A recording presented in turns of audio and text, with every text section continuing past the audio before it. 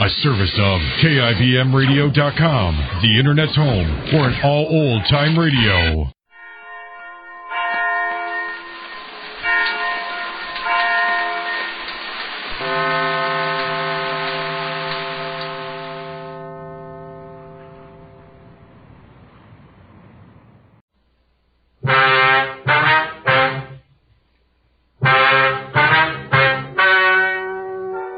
Ladies and gentlemen, the story you are about to hear is true. The names have been changed to protect the innocent. Dragnet, brought to you by Chesterfield. For the taste you want, the mildness you want, a really refreshing smoke. Buy America's most popular two-way cigarette, Chesterfield. They satisfy millions.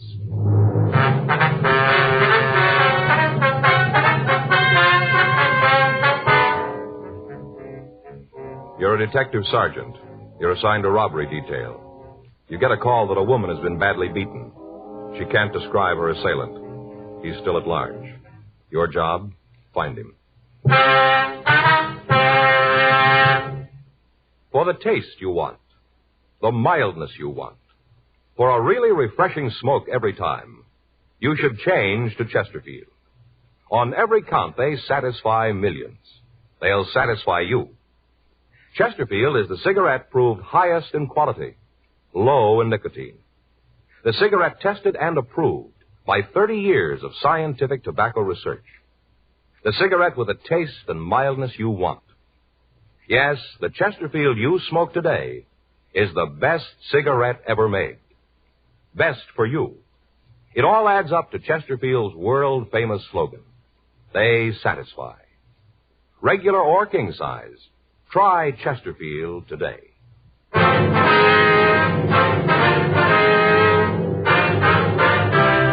Dragnet, the documented drama of an actual crime. For the next 30 minutes, in cooperation with the Los Angeles Police Department, you will travel step by step on the side of the law through an actual case transcribed from official police files. From beginning to end, from crime to punishment, Dragnet is the story of your police force in action. It was Monday, January 14th. It was raining in Los Angeles. We were working the night watch out of robbery detail. My partner's Frank Smith. The boss is Chief of Detectives Thad Brown. My name's Friday. We were on our way out from the office, and it was 11:47 p.m. when we got to 7982 Oakwood Avenue. Front door. What is it? Police officers. We'd like to see Miss Griffin. How do I know? Beg pardon? How do I know you're cops? Here's our identification. Hand it here. Pardon? Pass it through the door. I want to see it good. All right, here you are. Yeah. What do you think? Well, your guess is as good as mine. Come on in. Thank you. Hurry up. Don't let all the rain in. Yes, ma'am. And if I have my identification back, please. Take your coats off right here. I don't want you tracking water through the house. All right, could I have that identification card? You don't please? mind my being so careful about what's happened here. I've got to take all precautions, you know. Yes, ma'am. Come on into the sitting room. I'll take that card. Thank Which you. one of you is Sergeant Friday? I am. You're the one who called. That's right. Who's he? This is my partner, Frank Smith. Uh-huh. Well, sit down. Here's your card. Thank you. Get you anything? Cup of coffee? Maybe some hot cocoa? No, thank you. Well, suit yourself. What is it you want? We understand you know Mrs. Kieran. We're neighbors. Mm-hmm. Maybe you can tell us what happened here tonight. Seems like you'd have the story, being cops and all. Well, we'd like to hear you tell it, ma'am. All right. I was here tonight watching the TV, just gone out to the kitchen to get a plate of snacks for the late show. You know, kind of like to munch. Mm-hmm. Well, all of a sudden, I heard this scream real loud. I wasn't watching the television right then, so at first I thought it was from the set, you know, like a drama. Yes, ma'am. Didn't think nothing about it right then. Got myself all settled for the movie, and then I heard another scream. That's when I knew there was something wrong. How's that? There was a quiz on the television. No reason for any screams. Right then, there was another one. Then I knew it was from next door. Yeah. So I got my coat and umbrella and went over there. I see. Knocked on the door, but didn't get no answer. Well, I went into the house, all dark, not a light on.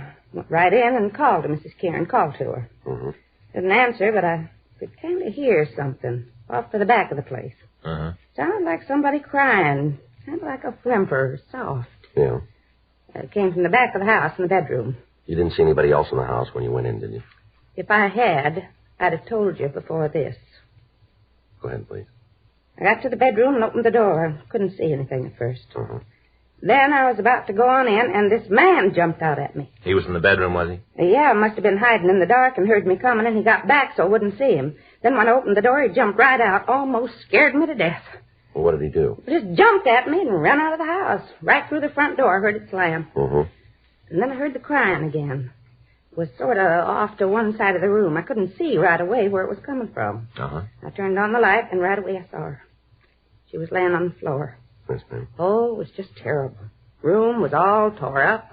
Things all thrown around, a real mess, and her laying right there in the middle of it, all beat up. Looked like whoever done it had tried to kill her. What'd you do then? Called the police. Dialed told the operator to send a policeman. It wasn't long before they was here. It seemed like there was 100 of them all over the place. All right, Miss Griffin. I wonder if you can give us a description of the man you saw. Other officers asked me the same thing. There isn't much I can tell you. Just all of a sudden he was there, and then he was gone. You're pretty sure it was a man, though, huh? Certainly, I guess I know a man when I see one. Been married to one for 22 years. Yes, ma'am. Can you tell us anything about him? I just got a glimpse of him, not good. I can't tell you anything but how he looked. He was standing in the dark when I come in. Next thing I knew, he jumped past me and went out the front door. Yes, ma'am. Would you know him again if you saw him? I don't think so. Just a glimpse, that's all. Mm-hmm. Should like to help. There isn't much more I can tell you. All right, ma'am. How is Mrs. Karen? She going to be okay? Well, she'll be in the hospital for a few days, but she's going to be all right. Isn't she able to tell you something about the man who did this? No, ma'am. Seems like she'd be able to describe him. Must have been there for a good half hour. How do you figure that? Must have been at least that long from the time I heard the first scream till I got over there. First off, I didn't think it was real. Thought it was on television. Yes, ma'am, you told us. Must have been a half hour. Mm-hmm. Now, did Mrs. Karen have any enemies that you knew of? Well, there's some people who didn't like her. A couple right here in the neighborhood, but none of them that would do a thing like this. How'd she and her husband seem to get along? Well, you mean, did they have any fights? Yes, that's right. All the time. Seemed like they was always battling about something. Would you know what caused the arguments? Oh, mostly about her, another man. He thought she was running around on him. He used to fight about it. A couple of times he said if she didn't stop, he's going to kill her. Was that true? You mean about her and the man? Yes. Well, might have been. For all I know, I didn't pay much mind to their troubles. Seems like I had too many things to keep me busy without getting mixed up in their problems. All right, Miss Griffin, we'll leave our card with you. If you remember anything you think we'd be interested in, we'd appreciate a call from you. And if I think of anything, you get one. Thank you, ma'am. Don't it seem kind of funny to you? Well, what's that? How Mrs. Kieran can't tell you anything about the fella? Don't that strike you kind of odd? How do you mean? Well, if somebody is in my house for that long, I'd be able to tell something about him. Something for sure. Mm-hmm. Of course, I guess with the lights off, maybe she couldn't see. And then again... Yes, ma'am? Maybe she don't want to tell you.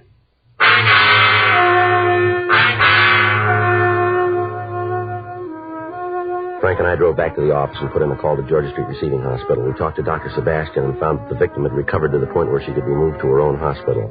We also talked with the officers who were with her. They told us that the woman hadn't given them any new information and they still hadn't been able to contact her husband. While I checked the crime lab, Frank went down the hall and ran the names Irene and Tom Kieran through R&I. 2:14 a.m. We met back in the squad room. How'd it go in the crime lab? Oh, I got it all here. You want to take a look? Yeah. Beginning to look like we got a good case against the husband. Yeah? No, here. Here's a picture of the room. The woman was found about here. See? Mm-hmm. You can see the way the stuff's scattered all around the place, all through here. Yeah. It looks like robbery. Well, he wanted it to look that way, maybe. What do you mean? Well, in the dresser drawer here, the boys from the crime lab found $120 in cash. All the thief had to do was open the drawer, and he'd have seen it, too. Oh. Well, how about the entrance? That's something else that doesn't seem to gel. They checked all the windows and doors. There's no sign of any breaking. She must have opened the door for the thief. Well, that means it was somebody Mrs. Kiernan knew, huh? Yeah, it kind of looks that way. Anything else we can use? Well, take a look here. Here's a picture of a footprint Lee Jones found in the earth beside the path. The way it looks, the thief left the path when he ran from the house and stepped in the soft dirt. Do us any good? No, not much. The ground was wet. Must have been a good impression, but the rain broke down the walls. It's not much good to us now. That's it, huh? Yeah? Leighton Prince didn't come up with anything. How'd you do? Well, nothing on the woman. Husband's got an arrest record. Yeah. Got it right here. Mrs. Kieran had him pinched 18 months ago on a beating charge. Refused to prosecute. Same thing a year ago. And here, besides her complaints, he's been booked for ADW and suspicion 211. Done any big time? No, never drew a conviction. Hmm.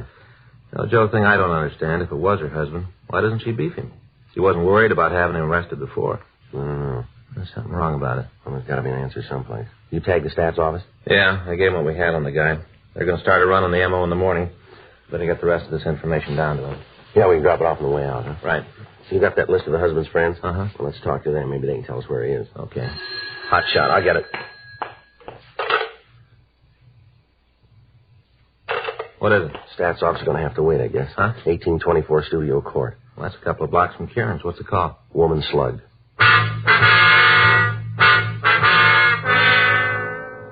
We left the office and we drove over to the address code 3. It was a small house set well back on the lot. When we got there, a felony car out of Hollywood Division had already arrived and the crime lab had been called. The victim was identified as a Mrs. Milo Hudson, age 42. An ambulance was dispatched from Hollywood Receiving Hospital and she was given first aid. She'd been beaten about the head and shoulders.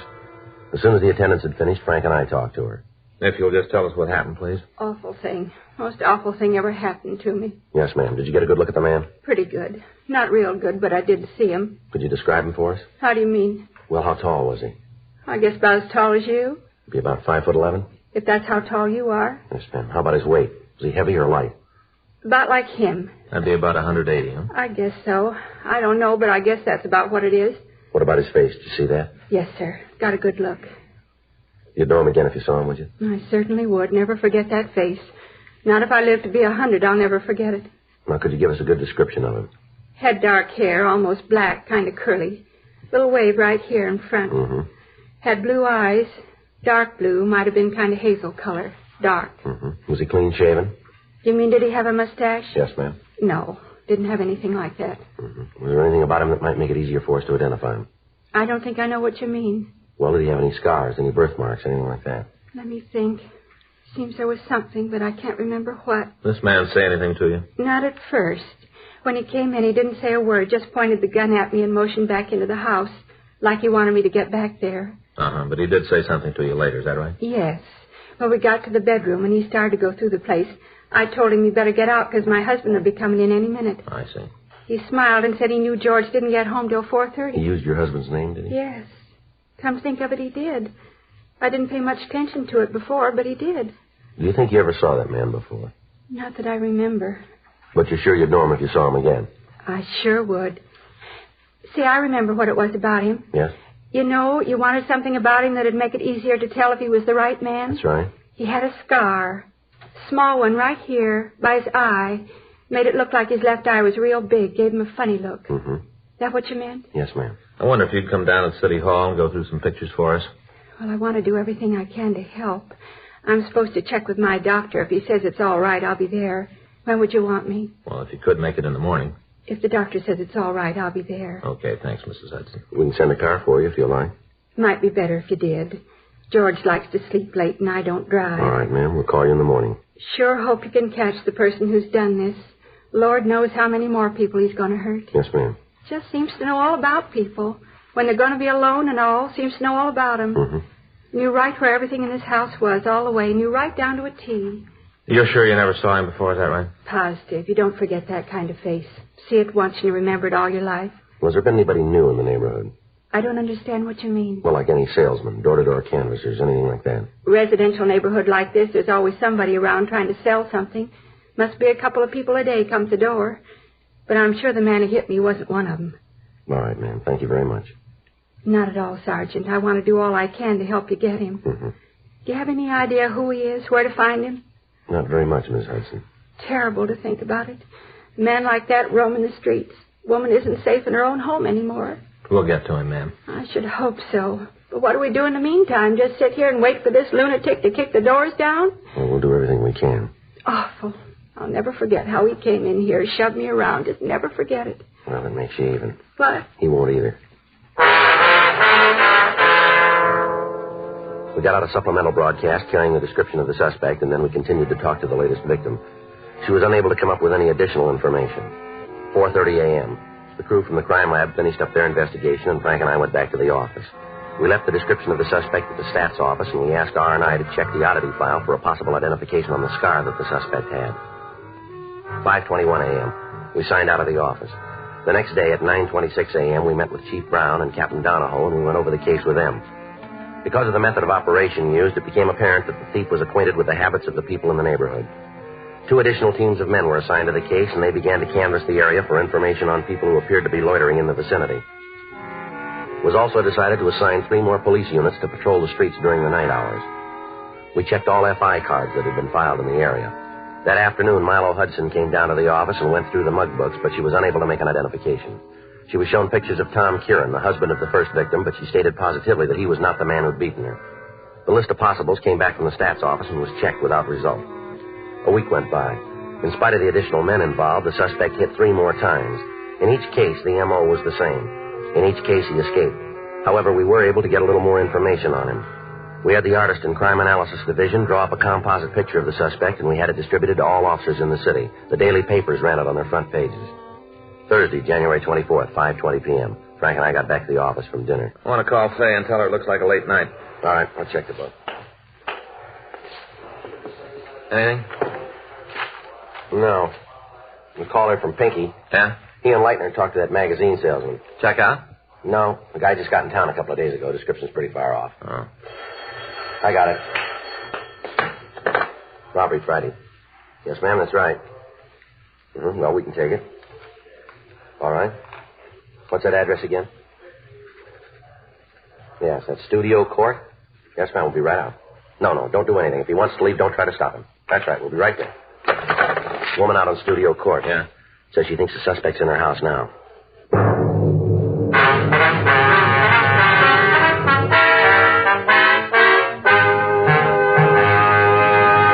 You are listening to Dragnet, the authentic story of your police force in action. Meet the Tom Harmons. You know Tom as Michigan's All-American football star, now a top sports announcer. Mrs. Harmon is the motion picture and television star Elise Knox. They're typical of people everywhere who are saying, Chesterfields for me. I like regular-sized Chesterfields. Have for years. They're best for me, at least I think so, because of that Chesterfield quality. That's the way I feel about them, too. I've always smoked Chesterfields. Now I go for the king size. Guess I like a longer smoke. No king-size cigarette satisfies like king-size Chesterfield. For the taste you want, the mildness you want, a really refreshing smoke every time, change to Chesterfield. Regular or king-size, America's most popular two-way cigarette.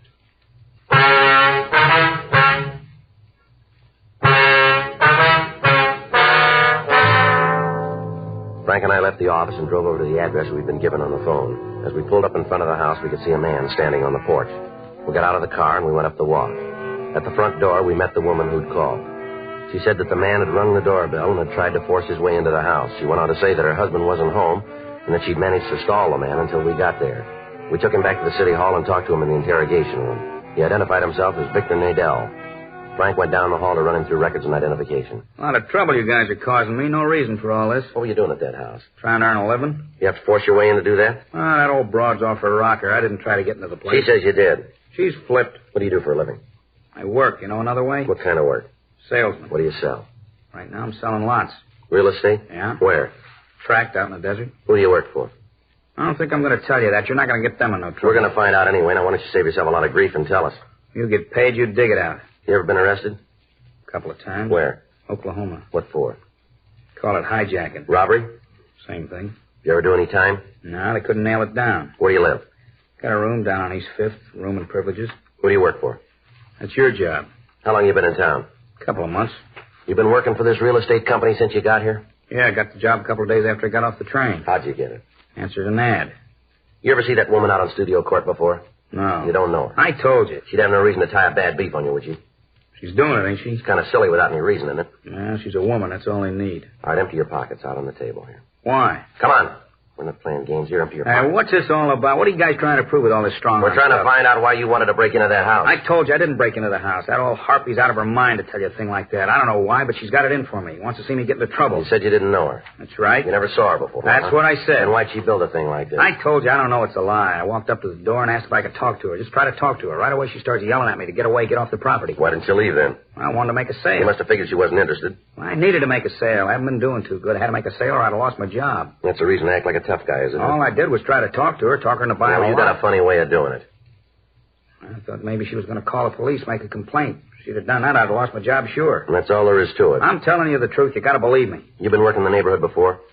No, it's the first time. I've been kind of sick the last week. This is the first time out for me. First time I've been around here. Where'd you work before? Westlake area? You ever have any trouble there? No, none. Why'd you make the switch then? Just thought I'd try a new territory, see if I could make up for the week I lost. Mm-hmm. You got anybody who'll back up this story for you? People at my rooming house, I'll tell you. They'll say I was there all week, some kind of flu, they'll tell you. Joe? Yeah. See you in a minute. Yeah. You want me to wait here? That's right. Just sit there. What do you got? Well, looks like we nailed the wrong guy. What do you figure? Call just came in. Radio car picked up a fellow out on Rosewood Avenue. Yeah. Caught him in a house trying to beat a woman to death. How about the description? Matches the suspect right down the line.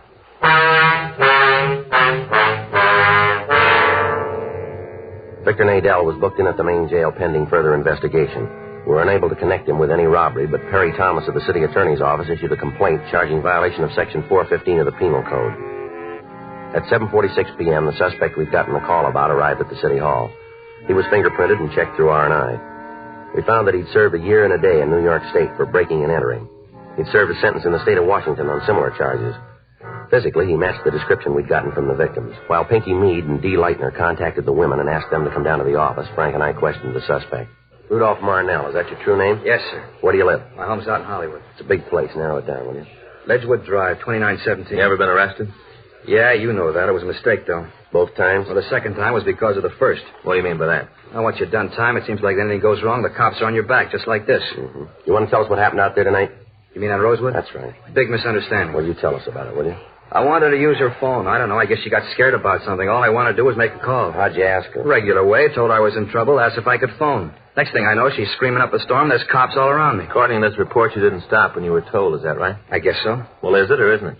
Yeah. Why'd you run? Well, I didn't know what was going on. I got a record. I had enough to do with cops to last me the rest of my life. As soon as I heard the sirens, I took off. I guess I didn't hear that cop tell me to stop. Yeah. Kind of hard to believe. Well, you believe the woman who says I tried to slug her. You believe her, but you don't believe me. You see, that's what I meant. What's that? Well, as soon as you fall once, there's a dozen cops right behind you all the time waiting to stomp on you. You ever figure that you helped build it that way? Well, it reads good, but you ain't got nobody on your tail. All right. Now tell us again about tonight. I told the cops who picked me up. I told the cop who fingerprinted me. I already told you once. Now, how many times you want to hear it? Until we get it the right way. Well, how are you going to know? We'll find it. Come on. Go down to the interrogation room. Go ahead. Down this way.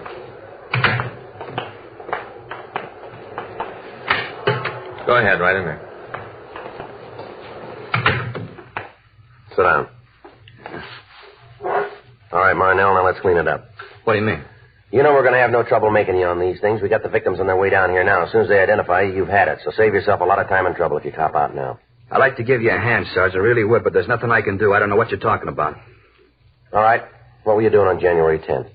10th? That's right. What day was that? Thursday. Gee, I don't know. It's a long time ago. It's hard to remember. How about the 11th? Same. I don't remember. 14th? Yeah, I can tell you about that. All right, go ahead. I got through work and went home, met the wife, we had dinner, took in a show. You can prove that? Well, sure. Ask my wife. She'll tell you. All right. How about Wednesday the 16th? Blank. You don't remember what you were doing on the 16th of January, huh? No, is it important? It's going to be for you. How about the 17th? That'd be Thursday? That's right. I stayed home and watched the wrestling on television. You can prove that, can you? Sure. Had some people in to watch the matches. Give us their names, will you? Yeah. Who was wrestling that night? Oh, you want them all or just the main? Well, how about the semi-windup? Let me think. Yeah, it was a tag team match between the McLean brothers and the South Twins. You're sure? I'm positive. How about the 19th? What'd you do then? 19th. That would be Saturday. Well, I'm off Saturday. I don't remember too good. Probably came home, sat around the house, drank beer, and loafed. Mm-hmm. That was Saturday the 19th. Yeah, the 19th. How about Monday the 21st? I bowled that night. Where? Lane's out on Sunset. Bowl there all the time? Yeah. You bowl every Monday night? No, not every week. Usually it's on Tuesday. Why'd you change this week? Well, some of the guys couldn't make it Tuesday, so we changed the day. Mm-hmm. Anything special to you about January 14th, 17th, 21st? Now, what do you mean special? Well, your birthday, your anniversary, something like that? No. Just regular days. That's right. Nothing to make them stand out. No. Then how come you can remember what you were doing on those days? You can't give us a story to fit January 10th, 11th, 16th, or 19th. I don't know. What are you guys trying to get me to say? What are you trying to get at? The truth. Well, I'm giving it to you. We can't see it. How come you remember those days? I don't know. I just do. It's kind of funny. I couldn't remember what I was doing last week. I'd have to sit down and think about it. You didn't even have to try to remember. You knew right away, didn't you? Like it was important for you to remember. You keep trying to build an alibi, don't you? Look, you asked me where I was. I told you. Let's have the names of the people you say you're with. You going to talk to That's them? right. Well, maybe they won't remember. I think they will. But what happens if they don't? Then you're in big trouble. You're holding a lot of it right now. Let's have the names. Sure, I haven't got nothing to worry about. I'll give them to you. Here's a pencil. Paper there. I don't know all the addresses. We'll look them up. You're going to have to talk to them, huh? Sure. What's the matter? You think they won't stand behind you? No, it's not that. And what is it? Well, just that they don't know I've done time. Maybe when they find out, they'll try to get me. You know, say they weren't with me, they might do that. Yeah, like that woman tonight. Yeah, just like that. People don't like you much, do they, Marnell? Seems like everybody's trying to get you in trouble. I want a lawyer. You want to check, Frank, see if the victims are here? Yeah. Well, what's going to happen now? Well, we got some people we want to see you. Who are they? The women you beat up. No, you can't make me on those jobs. We think we can. Yeah, well, you just try. You take this thing into court, and they're going to throw it right out. That's the way you got it figured, is it? That's right. Go ahead, Frank. Bring him in. I said I want a lawyer. What? I said I want a Yeah, lawyer. well, you'll get one. Yeah, and a jury. I want a jury trial. You got a choice. You bet I have. You bring all these women down here to point me out, well, it isn't going to work. Bunch of people who don't like me, causing me trouble. People who don't like me. I want a jury trial, a judge and a jury. All right, you'll get them. I'll make you a bet. They won't like you either.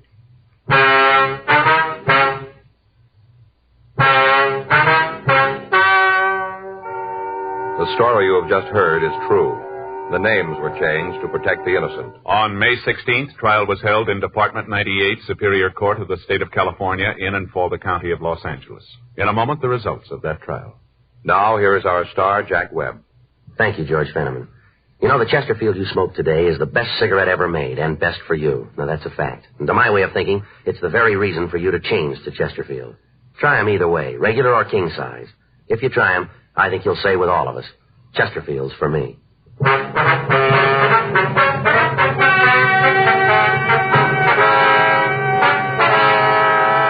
Rudolph August Marnell was filed on for 4 counts of robbery in the first degree, 5 counts of burglary in the first degree, and 5 counts of assault with intent to do great bodily injury. He was found guilty by a jury trial on all counts and received sentence as prescribed by law. Robbery in the first degree is punishable by imprisonment for a period of not less than 5 years. Burglary in the first degree is punishable by imprisonment for a period of not less than 5 years. Assault with intent to do great bodily harm is punishable by a term of from 1 to 20 years in the state penitentiary.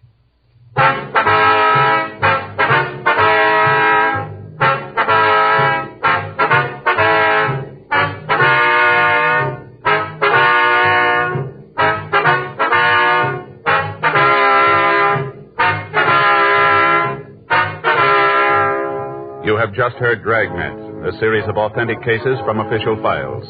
Technical advice comes from the Office of Chief of Police W.H. Parker, Los Angeles Police Department. Technical advisors, Captain Jack Donahoe, Sergeant Marty Wynn, Sergeant Vance Brasher. Heard tonight were Ben Alexander, Virginia Gregg, Helen Cleave.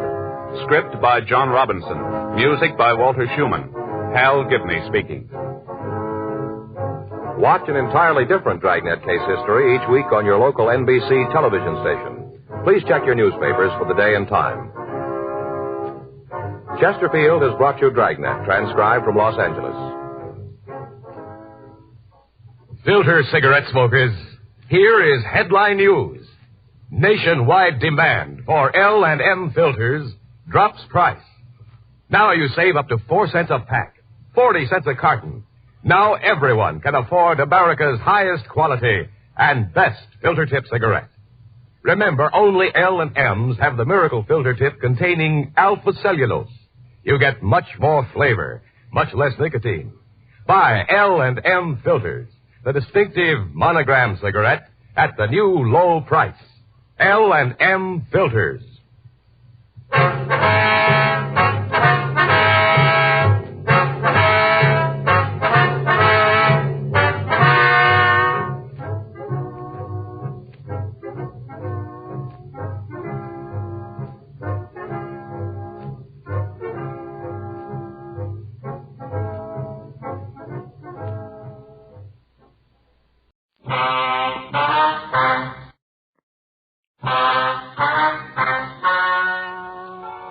Ladies and gentlemen, the story you are about to hear is true.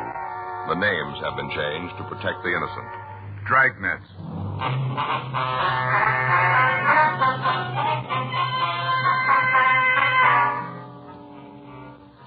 You're a detective sergeant. You're assigned to forgery detail. A group of check passers is working in your city. They've hit over 50 places of business. You have no lead to their true identity. They're still working. Your job, stop them.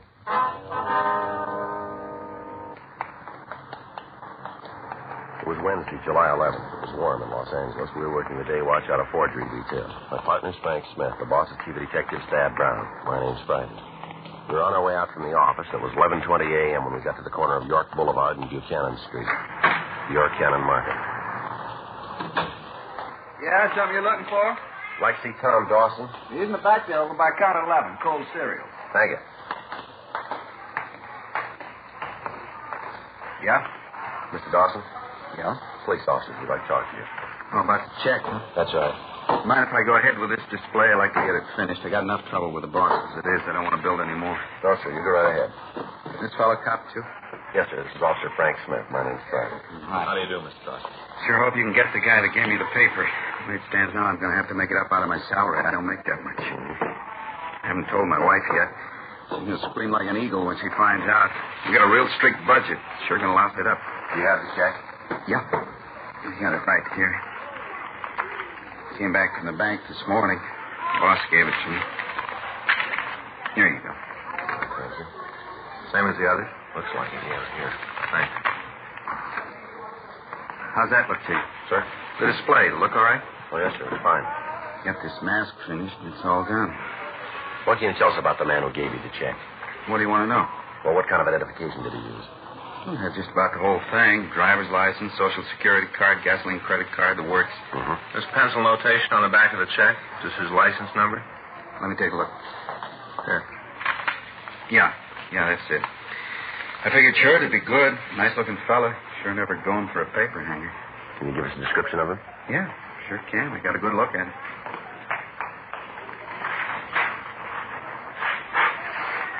This sure ought to sell this stuff. What's that, sir? I say this ought to sell this stuff. This mask. We're giving them away when you buy the breakfast food. Extra quarter and you get one of these head things. Kids sure go for them. Uh-huh. The whole display's built around it. You see, the finished mask goes right there. Makes it look like the cardboard kid's wearing it. Uh-huh. You want to go ahead with the questions while I put it together? Yes, sir. Have you ever seen this man before? No. Of course, he might have been around. We do a pretty good business. Could have been in, I wouldn't have remembered. What did he say to you? Just came in, bought some groceries. Must have been about $1.50 worth. Asked me to cash a check. I told him the manager would have to okay it. Mm-hmm. Told him the manager wasn't here. He'd have to wait. Well, can't anyone else give the okay? Not supposed to. If we do and something goes wrong, we're stuck for it. I see. The guy told me he didn't have time. Said he was on his lunch hour and he had to get the groceries home. So I asked him if he had any identification. He said he did. Looked all right to me, so I cashed the check. Uh-huh. Say, would you hold this mask for me while I get the rubber band around the top? Yeah, sure. Now, wait till I wind it around a couple of times. We put these things up high, but the kids still find a way to get them down. If they're not put together good, they don't last long. Uh-huh. Now, do it. Let's see. I guess this is what goes in next, the eyepiece. Take the eyepiece and put it inside the mask. Slip into notches Y and T. I guess that's these. Did you look at the man's identification closely? How do you mean, close? Well, did you take a good look at it? Well, good enough to think it was all right to cash a check. It looked genuine, huh? Well, if it didn't, I wouldn't have gone for the money. I see. Was there anything about the man that'd make it easier for us to identify him? Not that I could see. He looked ordinary enough. Nothing special about him. Nothing that'd stand out. Oh, hold this a minute, will you, while I put the earpieces in? Yes, sir? Yeah. Thanks. Well, I guess that's all there is. Put it up here on the top. And that does it. There. How's it look? Fine. Huh. Kind of scary. Sure hope the boss likes it. Sure been on my back since that check came back. Seems like everything I do is wrong. Be glad when this day is over. Yes, sir. You want to give us that description now? For the man who gave me the check. That's right. Sure. I want to do all I can to help. You think if you catch him, I'll be able to get the money back? Well, that's hard to say, sir. Sure hope so. $89.60. That's a lot of money. I hate to lose it. How much was that? $89.60. Yes, sir. Don't even want to think about what my wife's going to say. Liable to be pretty rough. Yes, sir, we understand. How old was the man? About 27, around in there. About how tall was he? 5'9", I guess. Say, if you do catch him, how do you go about getting the money back? Well, it's booked as evidence first. And then I get it back? Well, that depends on what happens at the trial. It's not up to us to decide, sir. You see, the suspect has gotten to several other people, too. If there is anything recovered, they've got a share of it. And I probably won't get what's coming to me. Well, no, sir, but you can be sure of one thing. What's that? The suspect will.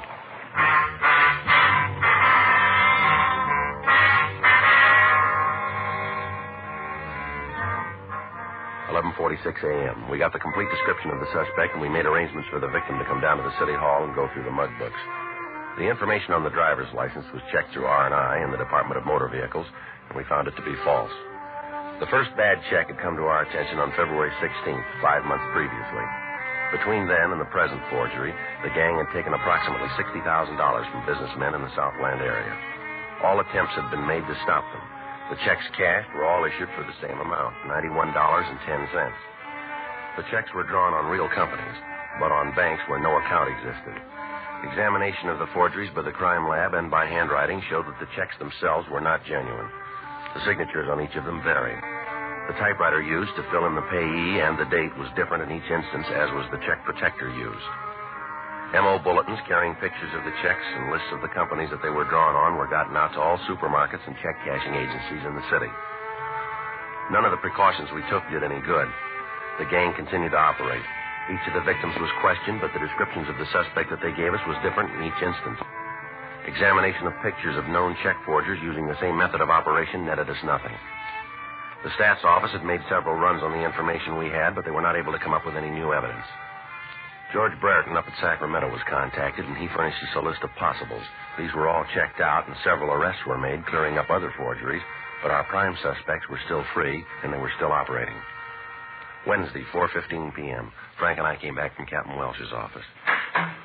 Well, now we know how the skipper feels. Now, can you blame him? No, I guess not. We're doing all we can. If the people who run the stores won't look at the bulletins, there's nothing we can do. The brakes are bound to go with us pretty soon. They got to start sometime. I get it. Forgery Friday. Oh, just a minute, ma'am. Fergie around?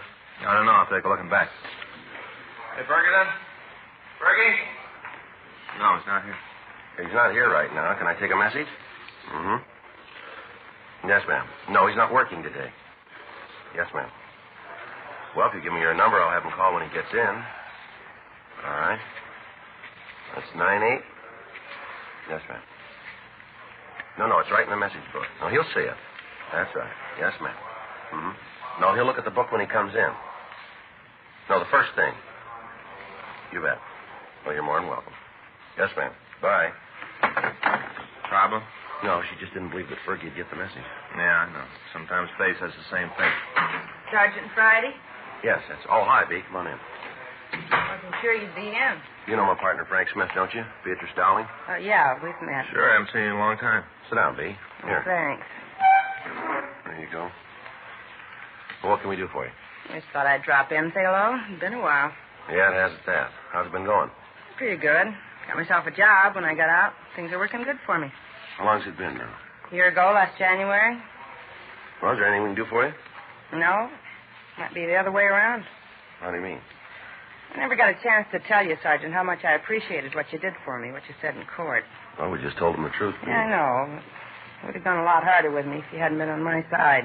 Well, it's nice of you to think of it that way, anyway. It's true. Never got a chance before. Now maybe there's a way I can pay you back. It's not necessary, you know. I know. I want to. All right, what do you got?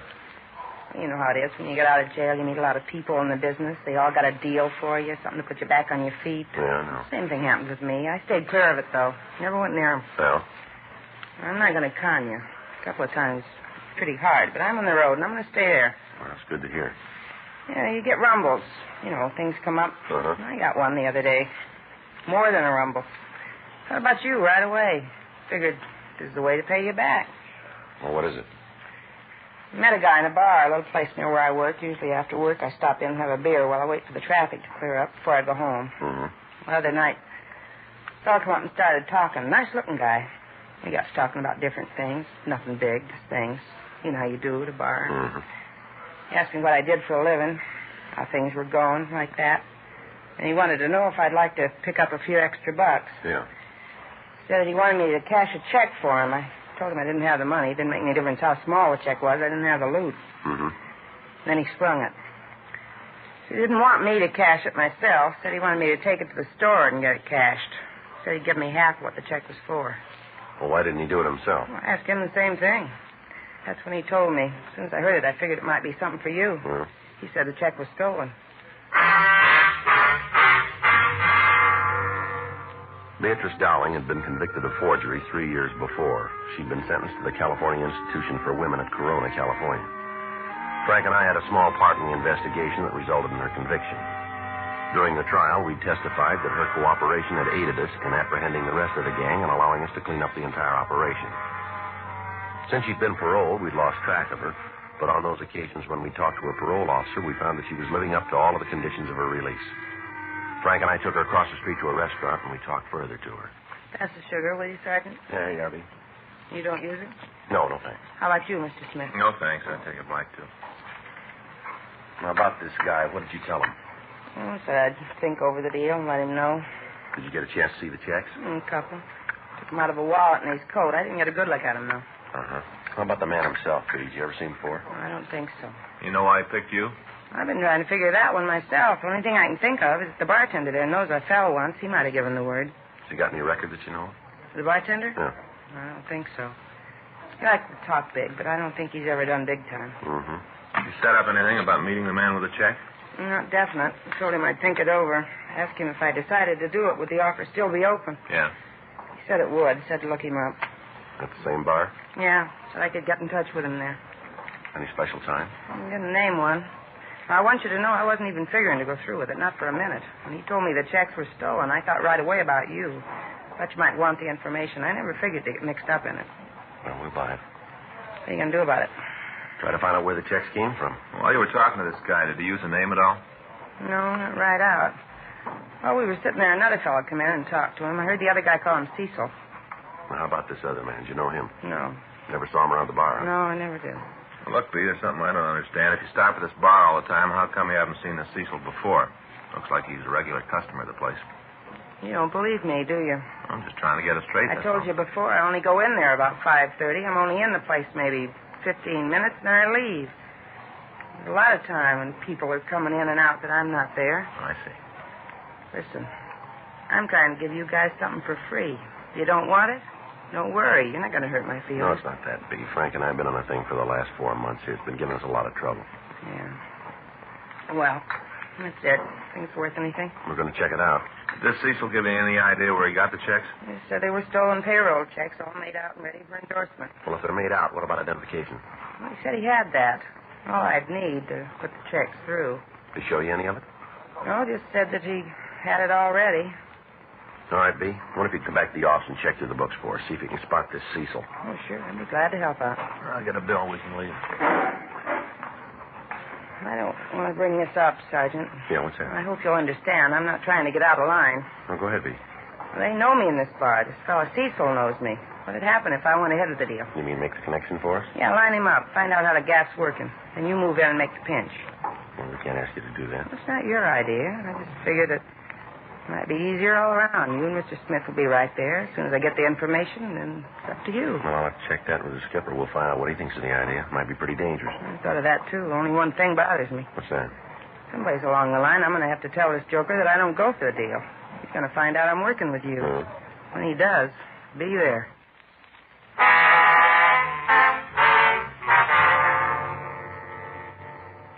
We returned to the office and made arrangements to meet Beatrice Dowling the next day.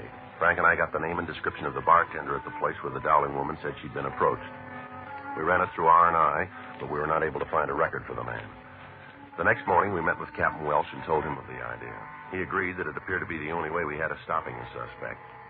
We contacted Miss Dowling and made arrangements for her to be kept under constant surveillance. The same day, Thursday, July 12th, at 5:20 p.m., she entered the bar. Frank and I were parked down the street in our car. How about it? See the doorway? Well, all we can do now is wait. Yeah. Here. You want a cigarette? I got one. Oh. What's the matter? You got a cigarette? Yeah. You got one I can have? There's some right here, sure. Here. Thanks.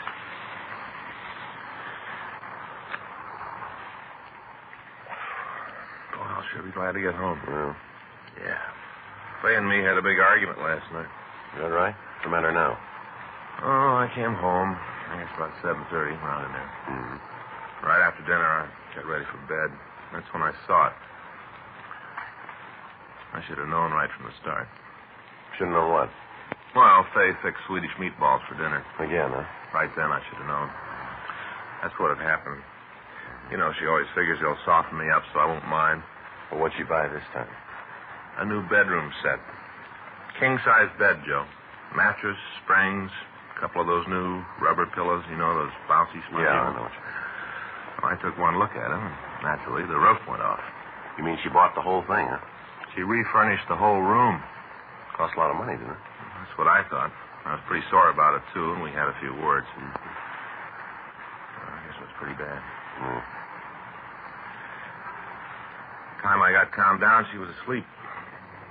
Then I saw the bill. Mm-hmm. Couldn't believe it. You wouldn't either, Joe. Yeah. It wasn't big at all. All right. Yeah.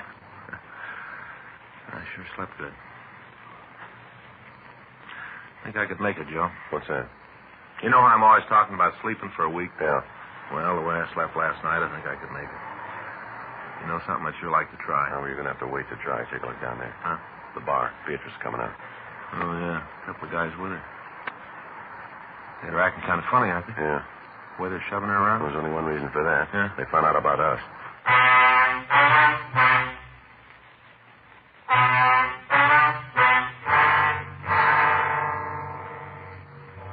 Frank and I followed the three people down the street. A half a block from the bar, they got into a black Oldsmobile sedan and pulled out into the line of traffic.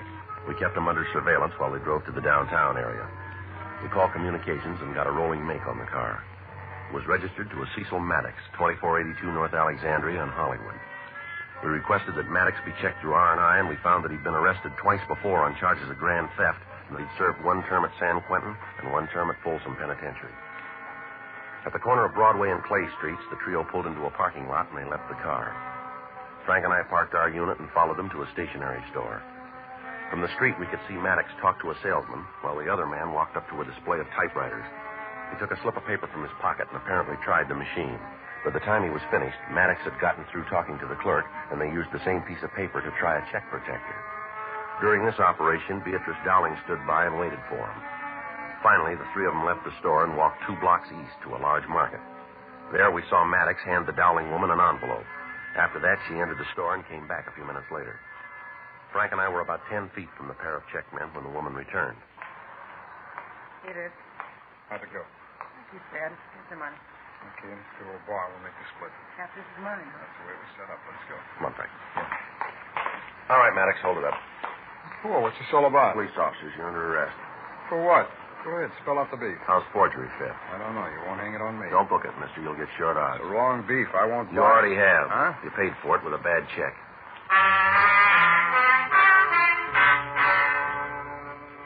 The 2 suspects were taken to the city hall. The second man was identified as Raymond Johnstone. We checked him through records and identification, and we found that he'd had a long felony record. He'd served sentences in both San Quentin and Folsom, and from the record we found that he was in Folsom at the time Maddox was serving his term. We talked to Johnston for an hour, but he refused to admit any complicity in the forgeries. 9:15 p.m., Officers Ferguson and Regan went out to the address we'd gotten for Maddox, and Frank and I talked to the suspect in the interrogation room. All right, come on, Maddox, empty your pockets. What for? Because we want you to. Do I get the stuff back? Put it on the table. I haven't got anything. Nothing you want. Well, you let us figure that one. Come on the table. There's a wallet. Handkerchief. Change. Package of gum and keys, and that's it. All right, now the coat pockets. Cigarettes. Lighter. Some more change and parking stuff. Inside pockets, too. There's nothing there you'd be interested in. Inside pockets. A couple of letters, that's all. All right, let's take a look.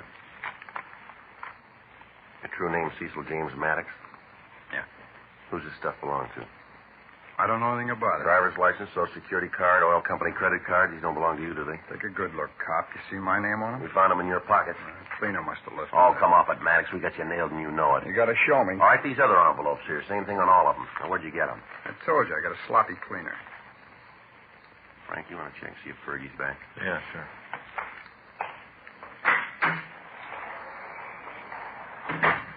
You got any money in the wallet? Couple of bucks. Take it out. Sure. I'll give it to you. Keep it in your hands. Just give me the wallet. You find anything interesting in there, and I'll split it with you. Yeah, sure. How about these checks? Where'd you get them? I forget. Well, you better start remembering, mister. I'm trying. It just isn't working out. It's pretty important that you do. I think I found them. Where? I don't remember. You turn up with $500 worth of checks and you don't know where you got them, huh? I haven't got the slightest idea. Oh, what about this receipt? What's it for? I don't know. It's in your wallet. You must have put it there. Look at the back. There's a phone number on it. Maybe that's why I kept it. No phone number here. Well, then I can't tell you where I got it. I guess I've been carrying it around for a long time. Dated a couple of months ago. That's a long time. Look, what are you trying to prove with this innocent pitch? You know we got you going in. We're going to make a forgery complaint stick. Now, why are you trying to make it harder? I don't think you can trip me for the beef. There's a couple of officers over at your apartment now. If they come up with the press you used to print up the checks and the identification, you've had it, mister. If they find the press. That's right. Only one big hole in the fairy tale. That's so. I haven't got a press. I don't know where I got those checks. I think I bought them. You try to take me to court on that kind of evidence, and you'll make the front page as the dumbest cop of the year. Joe. Yeah. Got something for you. You wait here, Maddox. Only one door, and you're in front of that. I'm not going anyplace. Just sit still. Yeah. How's it going? Not too good. He won't cop out. How'd you do? Well, I talked to Fergie. They went over to Maddox's apartment. Yeah. They didn't find anything.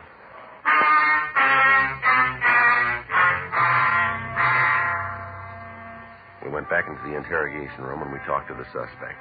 He'd admit nothing. We talked to Raymond Johnstone, but he refused to cooperate with us. A thorough search was made of their car, but we failed to turn up anything new. We contacted the printer who'd made up the receipt blanks. He checked his records, and he was able to give us the address of the place that had ordered them. Officers Ferguson, Regan, Frank, and I drove out to the place.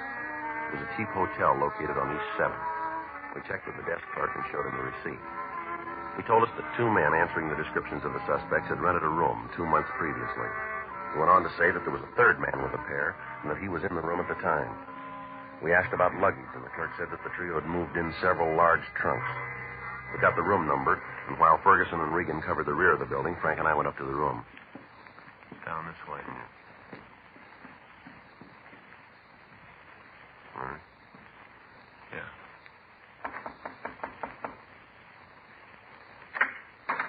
Yeah? Paul Hadley? Yeah, that's right. What do you want? I'd like to talk to you. I'm kind of busy right now. What's it about? Police officers. Get out of here. All right, get out.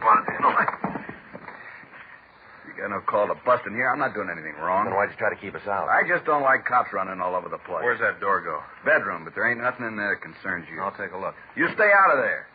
What's this all about anyway? What are you cops trying to build? How about it, Frank? Take a look. Come on, Hadley, over here.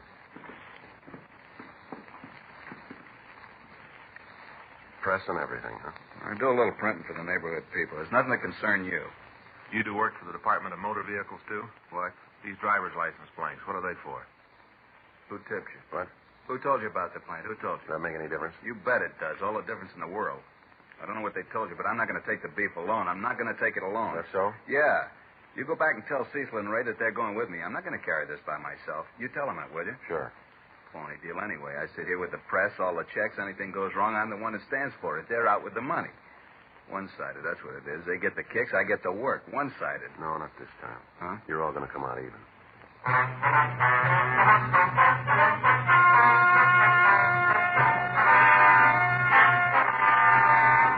Cecil James Maddox, Raymond Richard Johnstone, and Paul Milton Hadley were tried and convicted on 18 counts of forgery.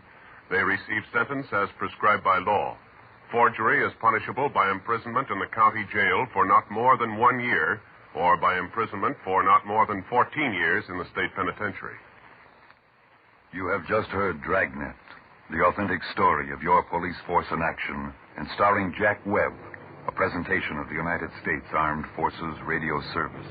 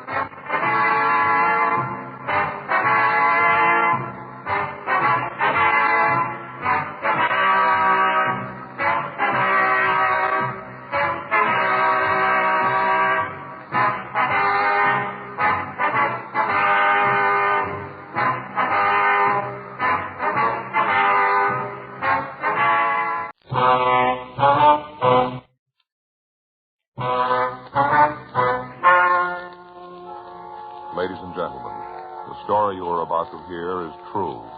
The names have been changed to protect the innocent. Dragnet.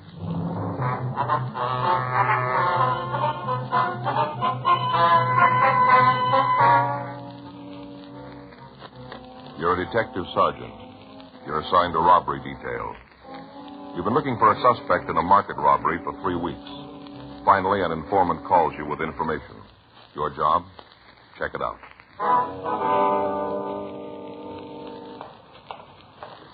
It was Tuesday, February 17th. It was cold in Los Angeles. We were working the day watch out a robbery detail. My partner's Frank Smith. The boss is Chief of Detectives Thad Brown. My name's Friday. We were on our way out from the office, and it was 10:56 by the time we parked our car and got to 4278 Winona, the Balinese room. Hi, Joe, Frank. Van, how's Hi, it going? Van. I'm walking around, about all I can expect. Sit down. Thank you. Get you anything? No, thanks. No, thanks. Just made a fresh pot of coffee in back. Like a cup? Yeah, I might go for one. How about you, Frank? Sure. I'll get it. Hey, you both take it black, don't you? That's right. Yeah, man. What was it you wanted to talk to us about? What? I say, what was it you wanted to see us about? Just a minute. I'll be right with you. Hey, you want to take one of these cups? Yeah. Here, let me give you a hand there. All right. Here you go, Frank. Thanks. What do you got for us, Van? I read in the paper a couple of weeks ago where you had a stick-up at that big market out in the valley. Is that right? Yeah. Thief made it with close to $7,000. You got anything on it? Well, what did the guy look like? Well, the description we got was 28 to 30, 5'8", 5'10", 145 pounds, dark hair, dark eyes. He's wearing a leather jacket and denim pants. It was all in the paper, Van. Well, it might fit then. All except the clothes. Huh? There's been a bohunk hanging around here the last couple of weeks. Got a roller to make a horse pretty sick. Yeah? The funny part is that I've seen him around here for a year, and he never had 2 dimes to rub together. All of a sudden, he turns up loaded, popping for drinks all over the place, loaded down with expensive watches, good clothes, everything that goes with money. What's his name, you know? Well, I don't know the whole thing. Been calling him Nick. That's all I know. He matches the description pretty close, huh? All except the clothes. Rags he's carrying now are the best. Don't look like they come from plain racks. Mm-hmm. Did you come up with any kind of a story about the money? No, I kind of hinted at it a couple of times, in a joking sort of way. I didn't want to be too nosy. Yeah, I know. All he says is that he met the locksmith to Fort Knox. Passed it off as a big joke. Says he found the easy way to live. Well, might be our man. You have any close friends? No, Joe. He plays it kind of solo. He dated Madge a couple of times. Who's Madge? She's a waitress here. Comes in about 6. She works the tables in back. Mm-hmm. Did she tell you anything about the guy? No, I asked her, but she says they had dinner, took in a couple of clubs, and he took her home. Played it straight all evening. Mm-hmm. Kind of worried Madge for a couple of days after. Figured she was kind of slipping a little. You didn't say anything to her, huh? No kind of a tip-off. Played it real straight, like I said. Do you have a job? Well, not so as you'd notice. Doesn't seem to have any working hours. Used to walk in here at all hours. Got any other friends? No close ones. He'd buy drinks for anybody that was around when he was popping, but he never came in with nobody. He never left with anybody. You seen him around lately? No, not for a couple of days. Got any idea where he lives? No, I don't think he pads down here in the neighborhood. How about a car? No go. All the time I saw him, he rode cabs. Took him here and left in them. Well, last time he left, he said where he was going? No, just shoved off. Said he might not be around for a couple of days and have a hot cup of Irish coffee waiting for him when he got back. What's Irish coffee? Oh, it's a new drink. I got it from a friend of mine up in San Francisco. A cup of coffee, Irish whiskey, topped with a jolt of whipped cream. This Nick drank them all the time. Yeah. Yeah, he's got the whole place on him. You come in some night, we got more coffee cups on the bar than glasses. Didn't give you any idea where he was going, did he? Well, if he threw it, I didn't hear it. Anybody around the place you might have talked to? Well, I can't give you no names. Might talk to Madge. I don't think she'll come up with anything, but you can try. What time did you say she came in? 6. That's when she's supposed to check in. Once in a while she's late, but she's supposed to have her apron on about 6. Mm-hmm. Okay, Van, thanks for the call. We'll be back. Now, if this Nick comes in, give us the ring, will you? Sure, if he's in town, he'll be back. Yeah? Sure. He's all the time telling me we got the best Irish coffee in town. That's all he drinks, so it figures he'll be here to get some. Right away I see him, I'll give you a call. All right, thanks, man. I sure hope it's the guy you're after. Yeah, so do we. 7 G's, a lot of money. You can buy an awful lot with that. Well, we better take it easy. Yeah? You better not hit that Irish coffee too hard.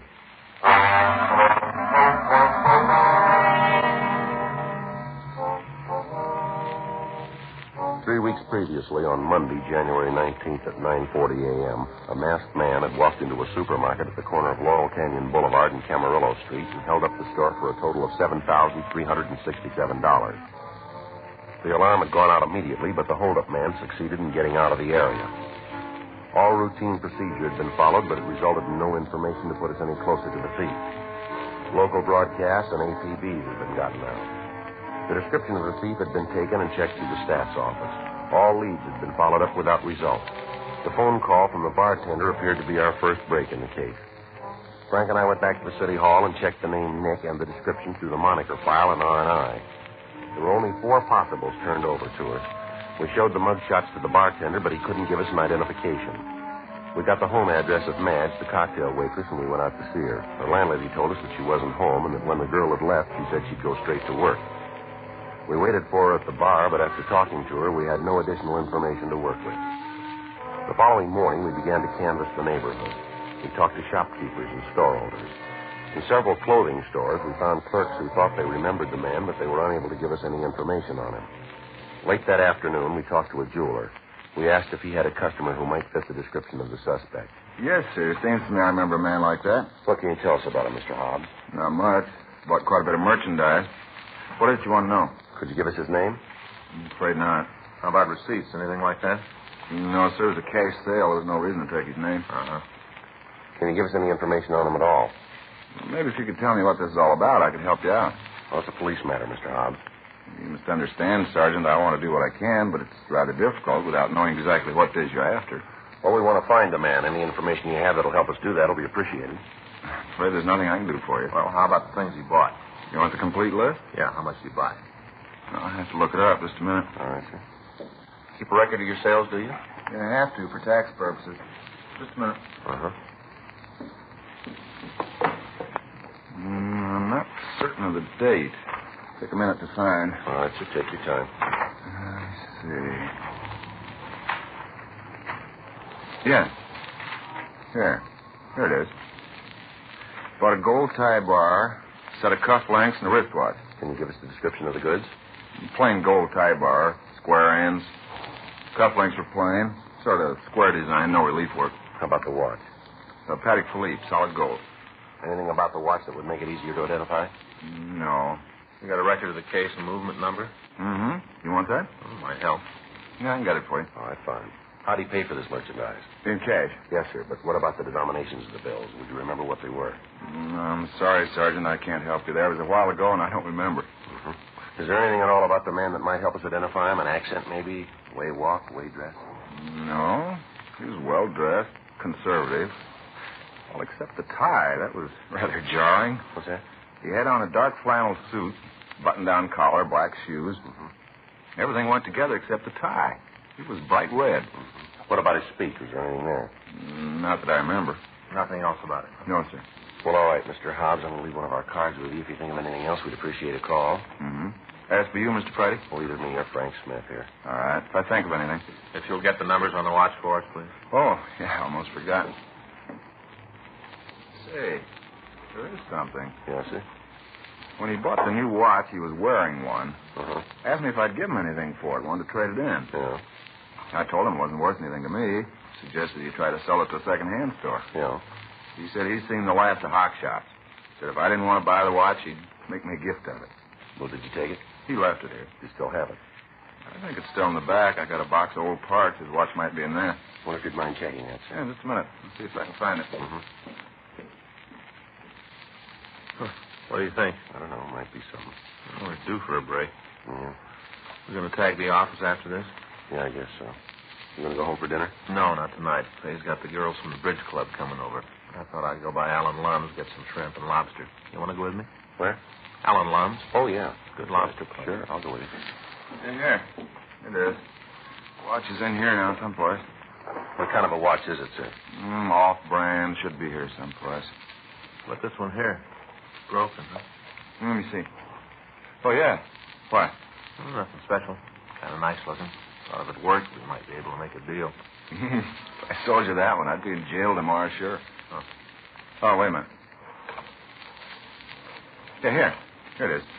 This is it? Yes, sir. Well, now, is there anything about the watch that would make it possible to tell where it was bought? No, sir. It's a cheap brand. Most of the drugstores in town carry them. Uh-huh. Well, if you mind if we take it with us, we'll give you a receipt. That won't be necessary. I trust you. We appreciate it, Mr. House. We'd better give you a receipt. Well, all right. I'll get the book. Oh, I just thought of something. Might not work, but it's worth a try. Yes, sir. What's that? Just a minute. Yeah, he did. Sir? He had the watch repaired at one time or another. You see here? Let me see. I don't believe I see what you mean. Well, here. See the initials there and the numbers? It's RJ 10567, is that it? Yeah. That's the initials of a watch repairman who worked on the watch. That should make it pretty simple, shouldn't it?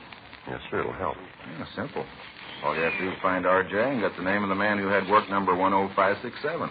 He should be able to give you the name of the man you're looking for. It's simple. Yes, it's not quite that easy, but it's a place to start.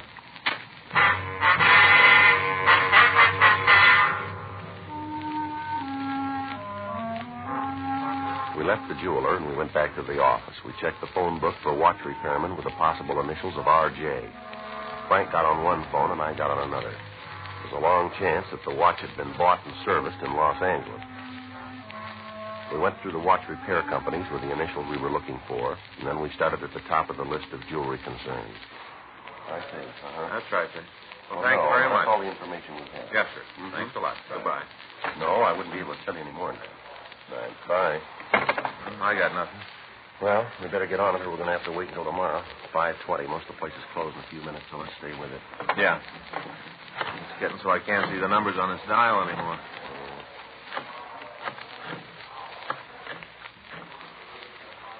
This is Sergeant Friday, Los Angeles Police Department. Hello. Yes, sir. Yeah, this is Officer Frank Smith. No, there's nothing Los wrong. Angeles Police Department. You have a watch repairman who uses Wonder the if you initials can give me some RJ. information. No, that's RJ. Yes, Yes, sir. Do you have a watch repairman who uses the initials RJ? No, sir. No, we're looking for R for information. Robert, J as in Jane. Mm-hmm. We'd like to Nothing talk at all. Yes, ma'am. All right, sir. Thank you. I'll wait. Bye. Thank you. I'll hang on. Nothing here. I don't know. Maybe we got a dead end. Yeah. She's gone to look here. I see. Mm-hmm. What's that? Uh-huh. Hello, this is Sergeant Wait just a Friday, minute, Los will you? Angeles Police Hey, hold it, Department. Joe. I got one. Just a minute, please. Would you hold on? Yeah, a minute, that's right. please? This is Frank Smith. Hang on a minute, I got one. This is Frank Smith, robbery detail? Uh-huh. Can you tell me who gave you the work number? Uh-huh. No, can you tell me who you gave the work number 10567 to? That's right. 10567. Yes, sir, I'll hang on. Got a guy now, he's checking. Does it look good? Well, might be. Place down on 5th. West 5th. Well, I'll let this one go for a minute. Yeah. Hello, sir.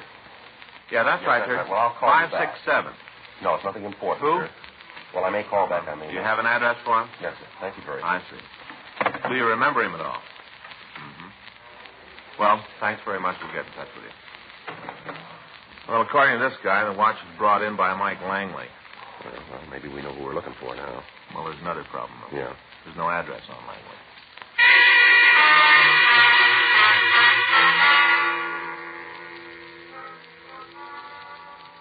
We checked the name Langley through R&I, but without any description to work with, there was little chance that we'd find anything. We checked the description on the arrest reports against that of our suspect, and we ruled out all the possibles that we came up with. We checked the name in the phone book, but we found no listing. We checked the city directory without result. 6:15 p.m. We got in touch with the utility companies and asked them to check their records. They told us they'd call us back by the next morning with the information. Wednesday, February 18th, 9:12 a.m. Frank and I were in the squad room. I got it. Robbery Friday. Yes, that's right. Mm-hmm. Okay. Yeah, go ahead. Mm-hmm. 2647 Gilbert. That's G as in George, I-L-B-E-R-T. Yeah. Okay. Uh-huh. Well, how long have they had that service? Uh-huh. Right, you betcha. Thanks very much. Friday. Yes, right. Thanks very much. They came up with it, huh? Yeah, it looks real good here. Service started on Friday, January 16th. Yeah. 2 days before the robbery.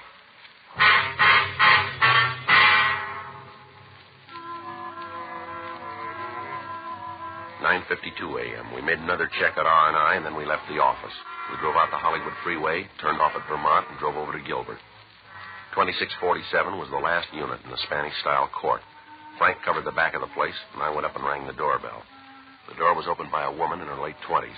She identified herself as Mrs. Pearl Langley. We asked about her husband. She told us he was at work.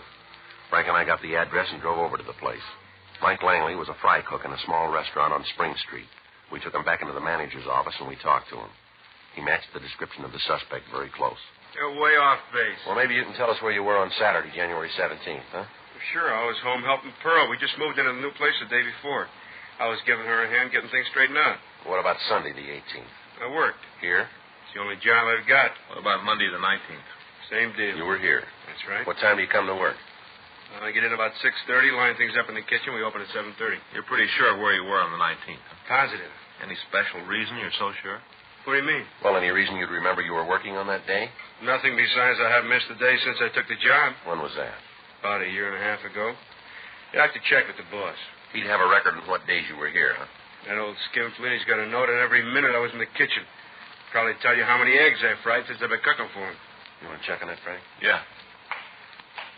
I want you to look at something here, Langley, and tell me if you know who it belongs to. Sure, what do you got? Right here. It's a cheap watch. It isn't mine. You ever seen it? I don't think so. You ever been arrested? Why you ask that? Have you? No. Never been in trouble with the police? Not in California. Where? Texas. Where in Texas? Galveston. What was the beef? Drunk driving and nailed me on the boulevard. What'd you draw? Paid a fine, did 10 days. That's the only trouble you've ever had with the police? That's it. You're sure about this watch? Yeah. Never saw it before? No. No. Yeah. Be right back, Langley. I'd appreciate it if you could step it up. The boss is going to start docking me if I'm off much more. Yeah. What do you got? I checked with the owner. Looks like we're far out on this thing. Huh? Langley was working all day the 19th.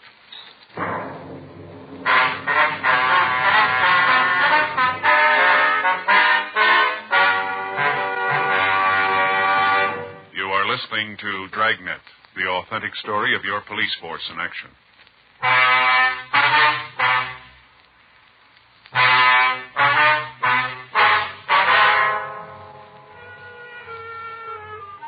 We contacted the authorities in Galveston and talked with officers Rex Torian and Reuben Guzman. They told us that Mike Langley had been arrested for drunk driving. They went on to say that he'd lived in the beach city for several years and that until his arrest he had never been in trouble. We brought him down to the city hall and we talked to him further. The victims of the holdup were asked to a special show-up, but although they said Langley looked quite a bit like the stick-up man, they couldn't give us a positive identification. He was released from custody. On Thursday, February 19th, we got a call from him asking us to come out to his home. Frank and I left the office and drove to the Gilbert Street address. We met Langley and his wife. You met my wife, Pearl, didn't you? Yes, sir, we did. Yeah. We met yesterday. Now, what'd you want to see us about, Langley? Sit down. Can I get you anything? A cup of coffee, something? No, thank you, man. I hate to bring you guys out here, but I want to get this thing cleared up. Yes, sir, we do, too. You got that watch with you? Yes, sir. Yeah. Here you are. Oh, thanks.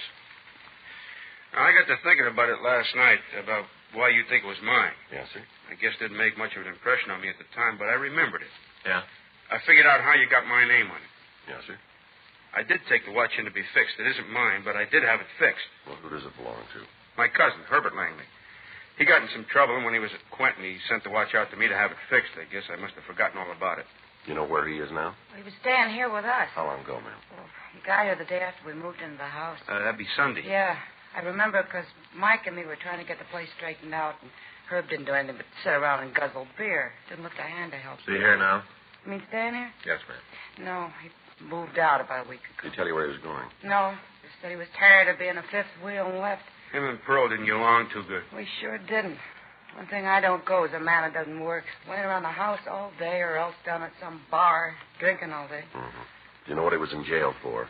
Herb kept telling us it was a bad beef. They didn't have anything to do with it. What was the charge, do you know? Robbery. Where was that?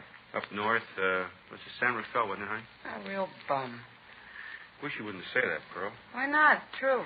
You just didn't understand him. No, and I didn't want to. I don't like him. I never did. All the time laying around, giving orders, wanted to be waited on, hand and foot. Always asking for something. Him and that lousy coffee. That was the end when he started asking for that Irish coffee. What do you mean? Well, coffee, Irish whiskey, and whipped cream. Something he heard about someplace. Do you know where he is now? No. How about you, sir? Well, I haven't got the address, but he did say something about going back to see Mother. Where would that be? Texas. He wasn't sure. He just said he was thinking about it, though. Did he say when he was coming back? No. Him and Pearl had a beef before he left. Yeah. Packed the bag, said he'd never be back.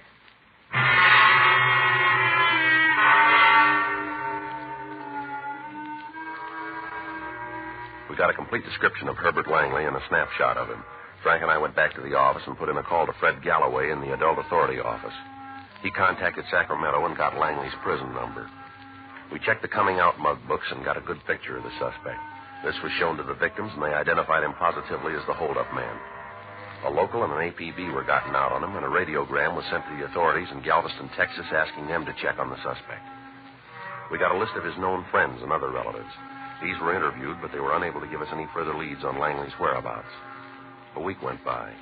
On Friday, February 27th, Frank and I got back into the office from the main jail. Think he's telling the truth? Yeah, well, if he is, it's the first time. He hasn't had an honest job in the last 6 years. Better check the book, huh? Yeah.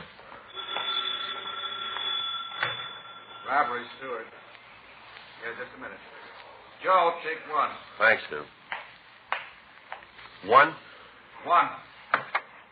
Miss Friday. Yes, ma'am. Uh-huh. Well, no, he won't hear it from us. Yeah. Well, how long ago was that? Yeah. All right, no, we'll check it out. Thanks for calling us. Right? Bye. Nothing in the book. It was Pearl Langley on the phone. Yeah? She just got a message from the suspect. Yeah? He's in town.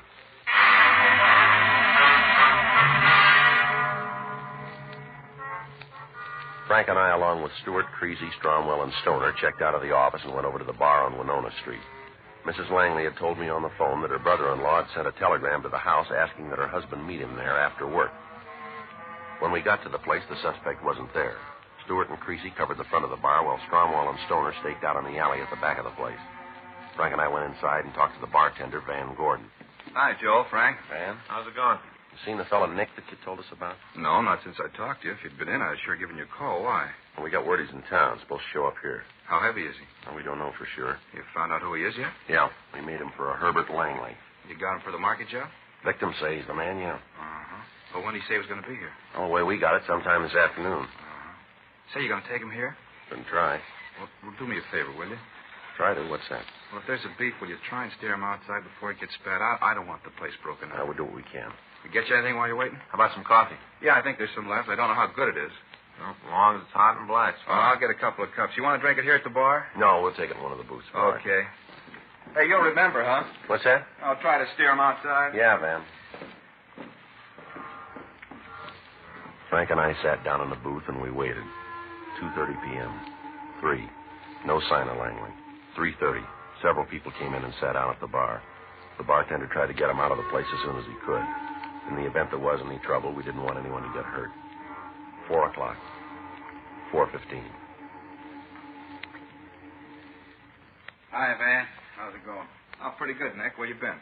Oh, took a couple of weeks out of town. Had some business to do. Uh-huh. How'd it be?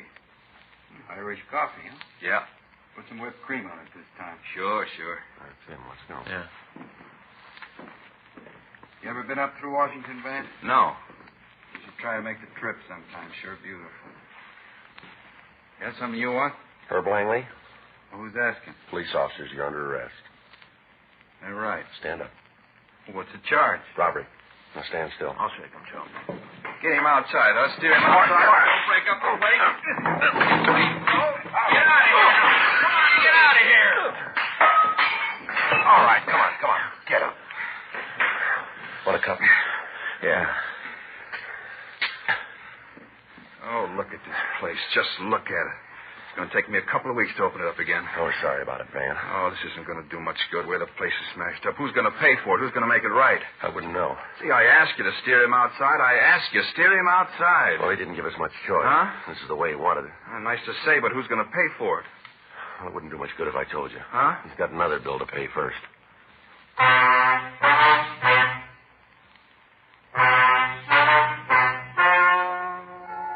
The story you've just heard is true.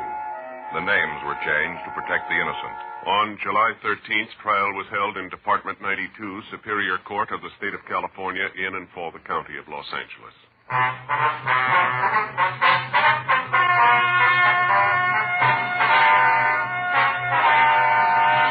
Herbert Colby Langley was tried and convicted of robbery in the first degree, 1 count, and received sentence as prescribed by law. Robbery in the first degree is punishable by imprisonment in the state penitentiary for a period of not less than 5 years. You have just heard Dragnet, the authentic story of your police force in action, and starring Jack Webb, a presentation of the United States Armed Forces Radio Service.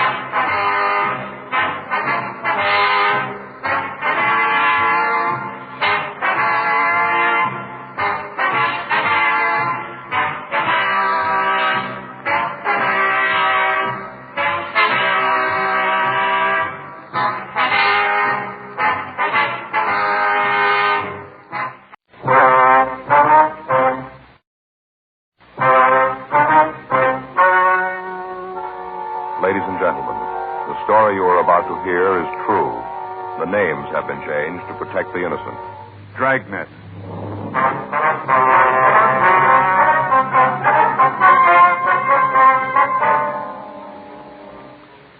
You're a detective sergeant.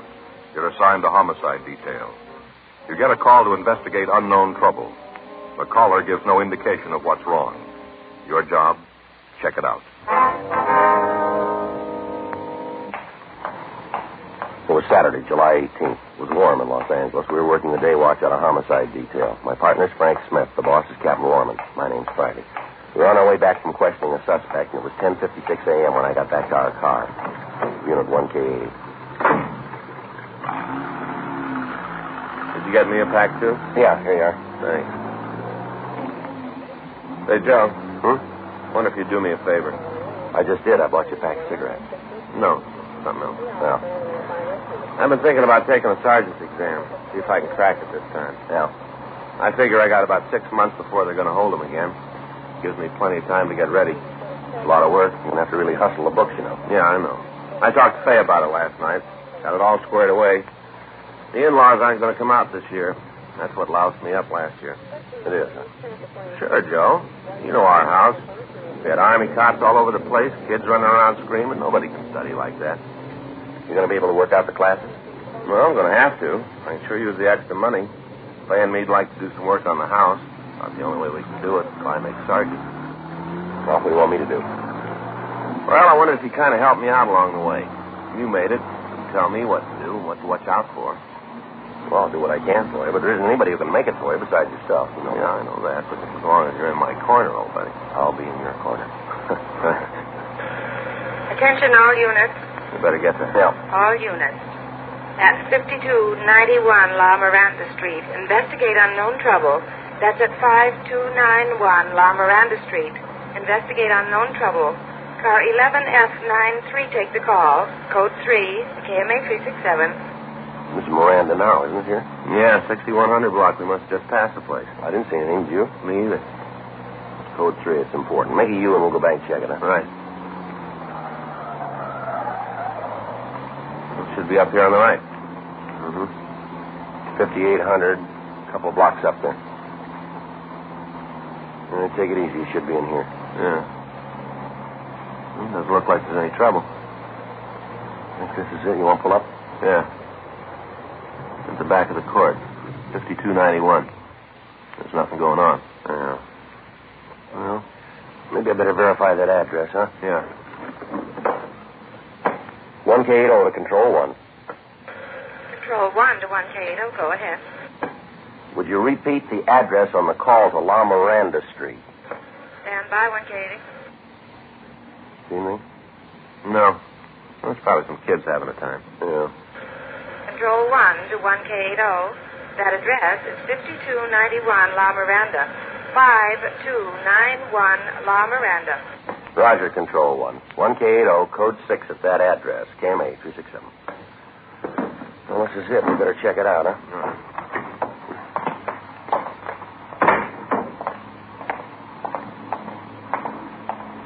Well, there's nothing wrong here. Doesn't look like it, does it? There's somebody back there, Joe. See him at the window? Get down, Frank. How about it? I don't know. One thing's sure. Yeah. They didn't send for us.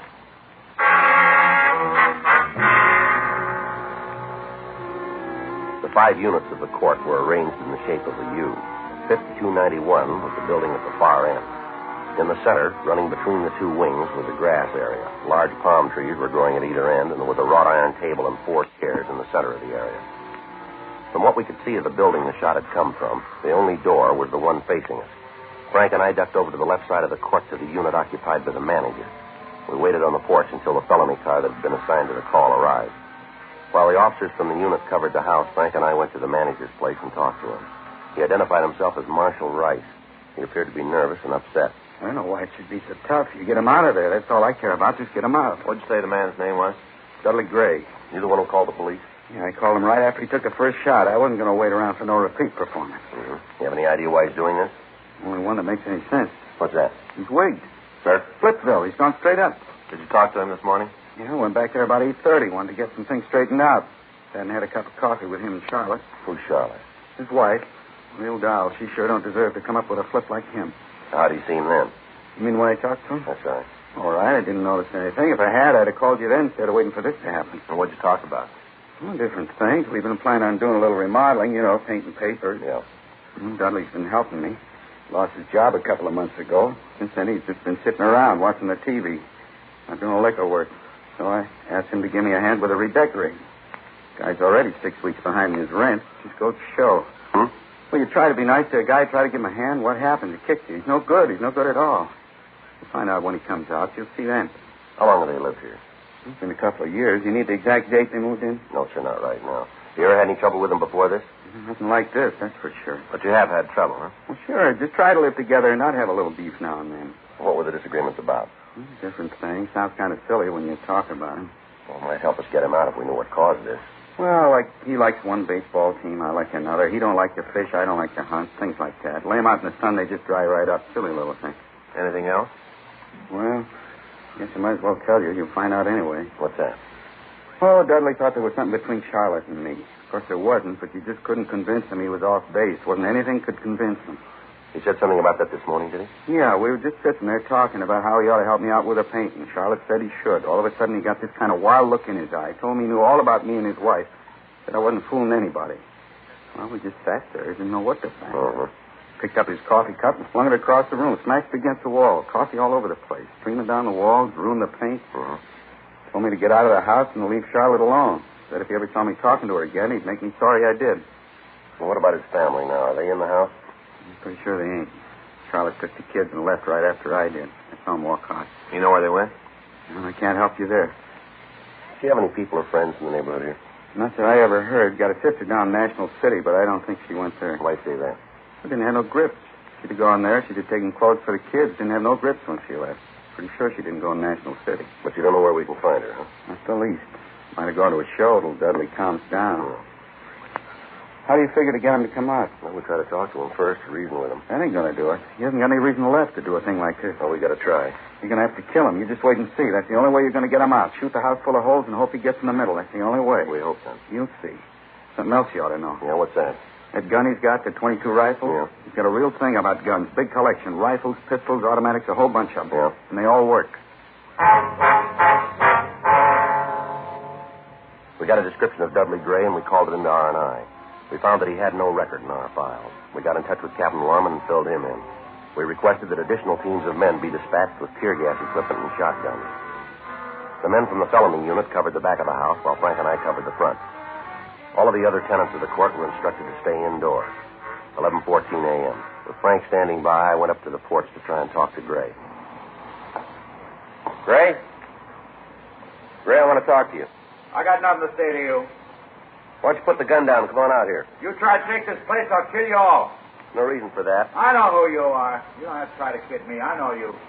The police officers, Gray. We want to help you. Yeah, you don't have to lie. You just want me to open the gates and let you and the rest of them in here. Well, you go back and tell the chief I won't do it. All right, come on out here, Gray. Put the gun down. Let's talk it over. I'm telling you, I got nothing to say. Come sneaking around here trying to get me to let you in. As soon as you're inside, you burn the place down, run off all the horses. Run off what? Yeah, aren't you the KG1? Well, it won't work.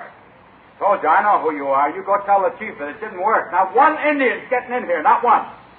I'm going to defend this fort till the cavalry gets here. They'll show you. Division on the way right now.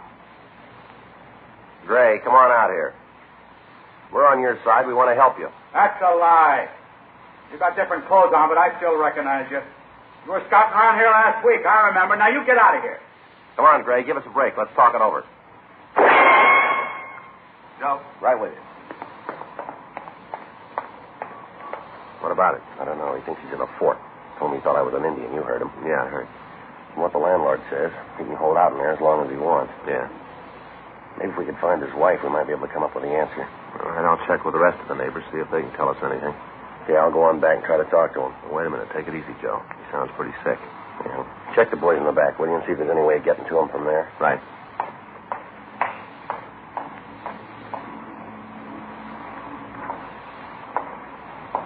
I see you out there. I see you. Now, don't try anything. I'm ready for you. Sure you are, Gray. We couldn't put anything over on you. You bet you can. I'm too smart for you.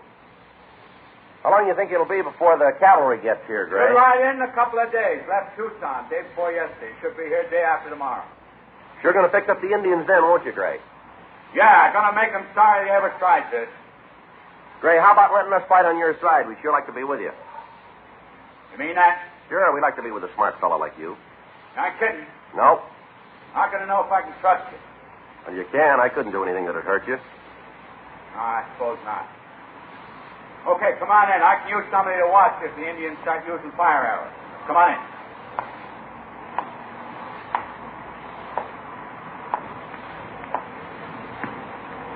Okay, I'll keep you covered. As soon as you get here, I'll take the bar off the gate. All right. Now, hurry up. Them Indians see you. They'll be all in here. Want to open the gate? Wait till you get a little closer. Can't take any chances. Almost there, Gray. You better open the door. Get just a little closer. Thought you gonna fool me. Well, it didn't work, did it? Didn't work. You found out. It didn't work. When Gray fired at me, I dropped to the ground while Frank and the other officers returned the fire, driving the man away from the window. 11:47 a.m., the additional men arrived from the office with tear gas equipment. It was distributed, and we worked out a plan to take Gray. It was decided that 2 men would cover the right side of the house while another team covered the back. Frank and I would go around to the left side and fire tear gas shells into the building until Gray had to leave. 11:58 a.m. All of the officers were in position, and Frank and I started to move in to use the tear gas guns. All right. That's enough of that. Just get out of there. Other building, tell me. I see her. Just get out of that darkness. Go on now, out. Would you get back in the house, please? We don't want to get hurt here. Then you just better get right out of my azaleas. You knock down one more bush and you're in trouble. You don't understand, ma'am. There's a man in that house and he's got a gun. I don't care about Mr. Gray. What he does is his own business. I'm just telling you to get out of my flowers.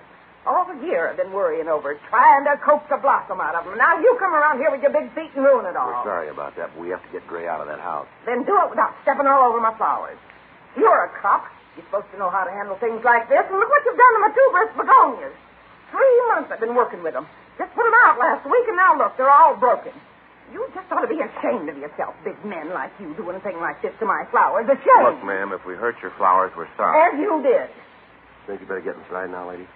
Are you telling me what to do? Yes, ma'am. That's a direct order. Yes, ma'am. All right. I'll go, but you just remember, you ordered me to go. You're going to hear about this young man. What's your number? Beg your pardon? What's the number on your badge? I intend to report you for this. You'll find out. Poor tuberous begonias. You'll find out. Now, what's your number? Frank, you want to handle it? Yeah. Come on, ma'am. We can talk right over here. Oh, you don't think you can soft-throat me out of it. I'm going to cause a lot of trouble, a lot of it. Nothing for you to stop me. If you'll just go on inside, well, I'll talk to you later. All right, but I'll be watching you. I'll be right here watching you.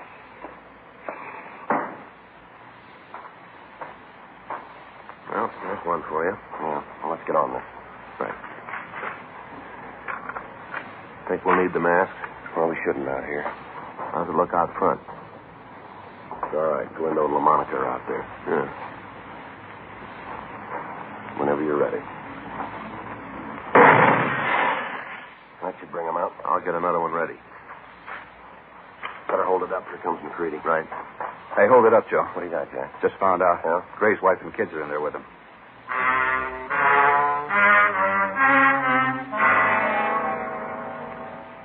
Sergeant Jack McCready was standing by in the manager's office when Mrs. Gray had telephoned from the house. With the possibility that innocent people might be hit, we were unable to fire into the home. We met with Captain Warman and discussed the methods we could use to get the woman and children out of the place. We worked out a plan. It would depend entirely on being able to talk to Mrs. Gray and explain what we were trying to do. Frank and I went to the manager's place and put in a call to the house. How about it? Just starting to ring. Figure it'll work? I don't know. The only way we can make it go is to talk to the woman, explain the setup to her. Did you get in touch with the office about the doctor? Yeah. They're sending a psychiatrist out. He might be able to talk to Gray. I hope so. Anything? No. Looks like we're in trouble. Yeah. She won't answer the phone.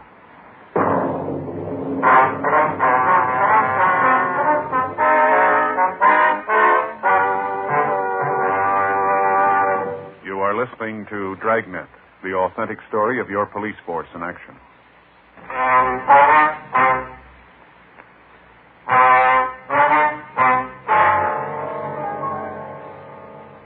Without being able to talk to the woman, there was little chance that the plan for getting her and the children out of the house would work. 1:14 p.m. A large crowd of people had gathered on the street in front of the court. Additional policemen from Metro Division had to be called in to control them. From time to time, Dudley Gray would scream something at the bystanders and fire into the crowd. So far, we'd been able to keep the curious citizens back far enough so that none of them were hurt, but it was only a matter of time before our luck ran out. Meanwhile, we were still faced with the problem of first getting the wife and children out of the house before we could attempt to take the man himself. 1:29 p.m. While Frank and Sergeant Jack McCready went around to the back of the house to ascertain the possibility of removing the family from that side, I again attempted to talk to Gray. Gray? Gray? Come on, Gray, we want to talk to you. I thought I killed you, Indian. Come on, Gray. We're police officers. We're trying to help you if you'll give us the chance. You expect me to believe that? The truth. No, that's what you say. I'll give you something. What's that? You better get out of here and take your friends with you. As soon as the cavalry gets here, you're all going to be in trouble. Now, come on, Gray. There isn't any cavalry. You're in Los Angeles. You're sick, Gray. We want to help you if you'll give us the chance. I don't need nothing from you. What about your wife and kids? You going to have them hurt? They're all right. Nothing's going to get to them. They're all right. They aren't going to stay that way with you shooting that gun. Well, you let me worry about it. They're my family. No concern of yours. They're mine. And you're going to have them killed, are you? Well, that's a lie. Why do you think I'm doing all this? It's for them, so they can get out of here. I want a bunch of Indians swarming all over the place. It's for them I'm doing this. It's kind of hard to buy, Gray.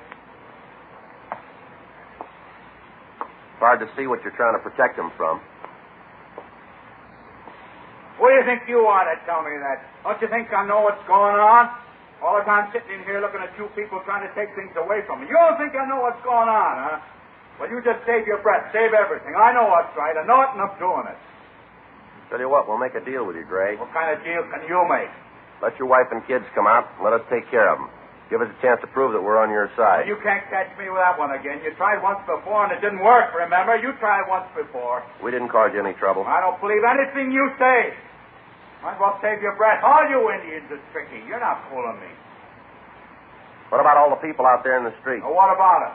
You want to hurt them, too? Be real honest with you. One you got coming, but I'll be honest. All right. I don't much care. They're dumb enough to get caught in the middle of an Indian war. It's their tough luck. You've come close to shooting a couple of them, you know. Now tell them to go back to their homes. Leave the fighting to the men. Come on, Gray. Let's get together and talk things over out here. What do you say? Nothing doing. You get me out of the fort and you'll try something. I'm not falling for that. What? And what are you trying to do? I don't know what you're talking about, Gray. Don't try that with me. You're trying to break into the back of the place. Well, it won't work. I'll take care of you all. Joe, get out of there. All right. How about it? We're getting the gas equipment ready now. Yeah. We've got his family out.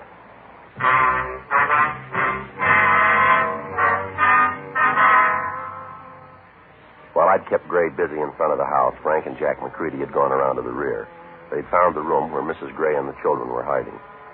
By breaking a window, they'd been able to remove them from the house. The children were taken to one of the neighbors, and Mrs. Gray was waiting for me in the manager's place. Outside, the members of homicide detail were making preparations to get Dudley Gray out of the house. Thank God you got us out of there. I don't know how to tell you. It's all right now, Miss Gray. The children were out there. They're next door. Don't worry about it. What about Dudley? What are you going to do about him? Well, we're trying to get him to come out of the house. Gonna have to shoot him? Well, that depends on how he wants it. Oh, he's sick, Sergeant. You know that. He doesn't know what he's doing. Sure, we know it, but your husband's in there taking pot shots at anybody who comes near him.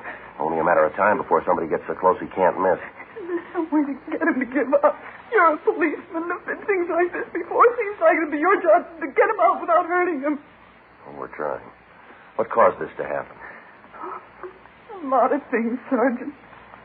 Well, Miss Gray, if we knew what's wrong with him, it might help. Could you give us some kind of an angle on it? I don't know how long it's been building. Maybe a year, maybe longer. It's hard to say. Just try to take care of the family, keep it together. Sometimes you don't see the signs. Yes, ma'am. It might be my fault. I guess it is. Just all of a sudden things got too heavy for him to carry. He lost his job. We couldn't pay the bills. Got so I wouldn't answer the phone because I knew it was somebody wanting their money. Try to take it easy, Miss Gray. He didn't have any way to get the pressure off. No way at all. Finally got him. All right, go ahead. You sure the children are all right? They're being taken care of? Yes, ma'am, they're fine. Are they having lunch? I couldn't fix them anything. They haven't eaten since this morning. I'm sure they'll be fed. Alice is kind of picky with her food and needs coaxing to eat. They'll be all right, Miss Gray. Would you go on, please? Well, it finally broke this morning. Once it started, there wasn't anything we could do. Marshall came over. That's the manager? Yes, he came over to ask Dudley if he'd help with the painting. Mentioned that it'd be a way to pay some of the back rent. Didn't mean anything. Dudley just took it the wrong way. What's that? Marshall told him about the rent. I said it was nice of him to give Dudley the chance to make it up. I didn't mean anything by it. Yeah. Dudley got up from the table and went into the living room and turned on the television. Didn't say a word to me, just got up and walked out. Mm-hmm. Sat there watching a picture, one of those cowboy things. Just sat there and watched it. Yeah. Kids went in and tried to talk to him, so did I. Tried to bring him out of it. Didn't even know we were in the room. Just sat there and looked at the picture. Has your husband ever been under the care of a doctor? You mean for his mind? That's right. No, I was afraid to ask him. I should have, but it just seemed that it'd mean another bill. That was causing all the trouble anyway. I told you I was trying to believe that it wasn't anything serious, that it'd go away. Yeah. It's been better to have the bill. Anyway, he sat there for a while, then he just got up and walked to the closet, picked up the rifle, and told me and the kids to get into the back bedroom. Said that they weren't going to take the place.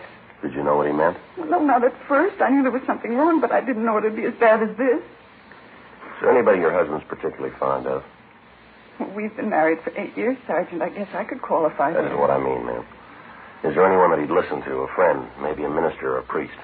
No, any friends he had have gone. They didn't understand his moods. There isn't anybody. All right, Miss Gray. Joe, see you, man? Yeah.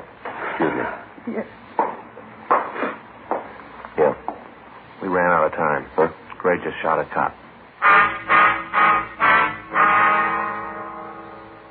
The officer was not seriously wounded. He was removed to Georgia Street Receiving Hospital for treatment.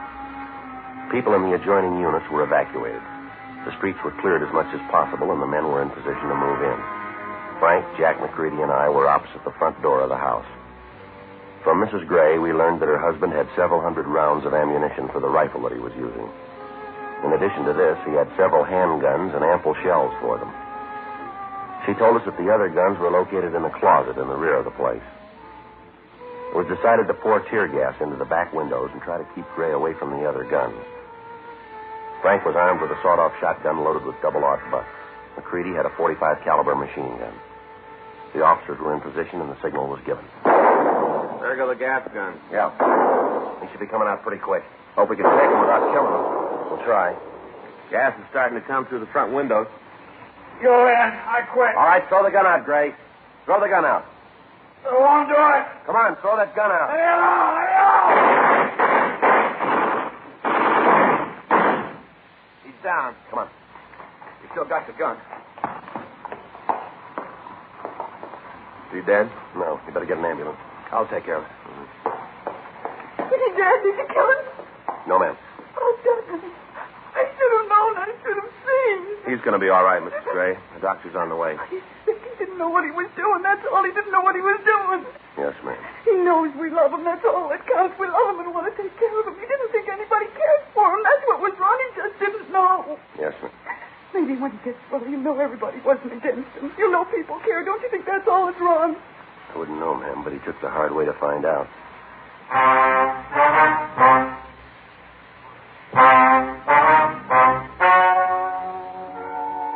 story you have just heard is true. The names were changed to protect the innocent. On August 26th, a preliminary hearing was held in the prison ward of the county hospital in and for the county of Los Angeles, state of California.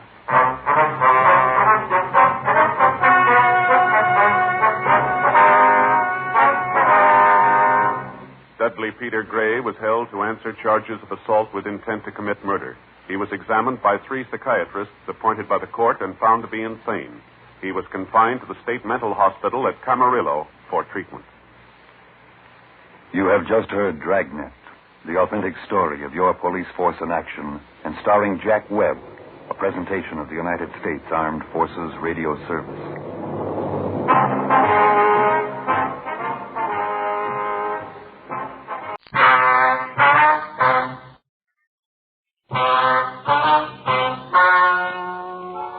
Ladies and gentlemen, the story you are about to hear is true.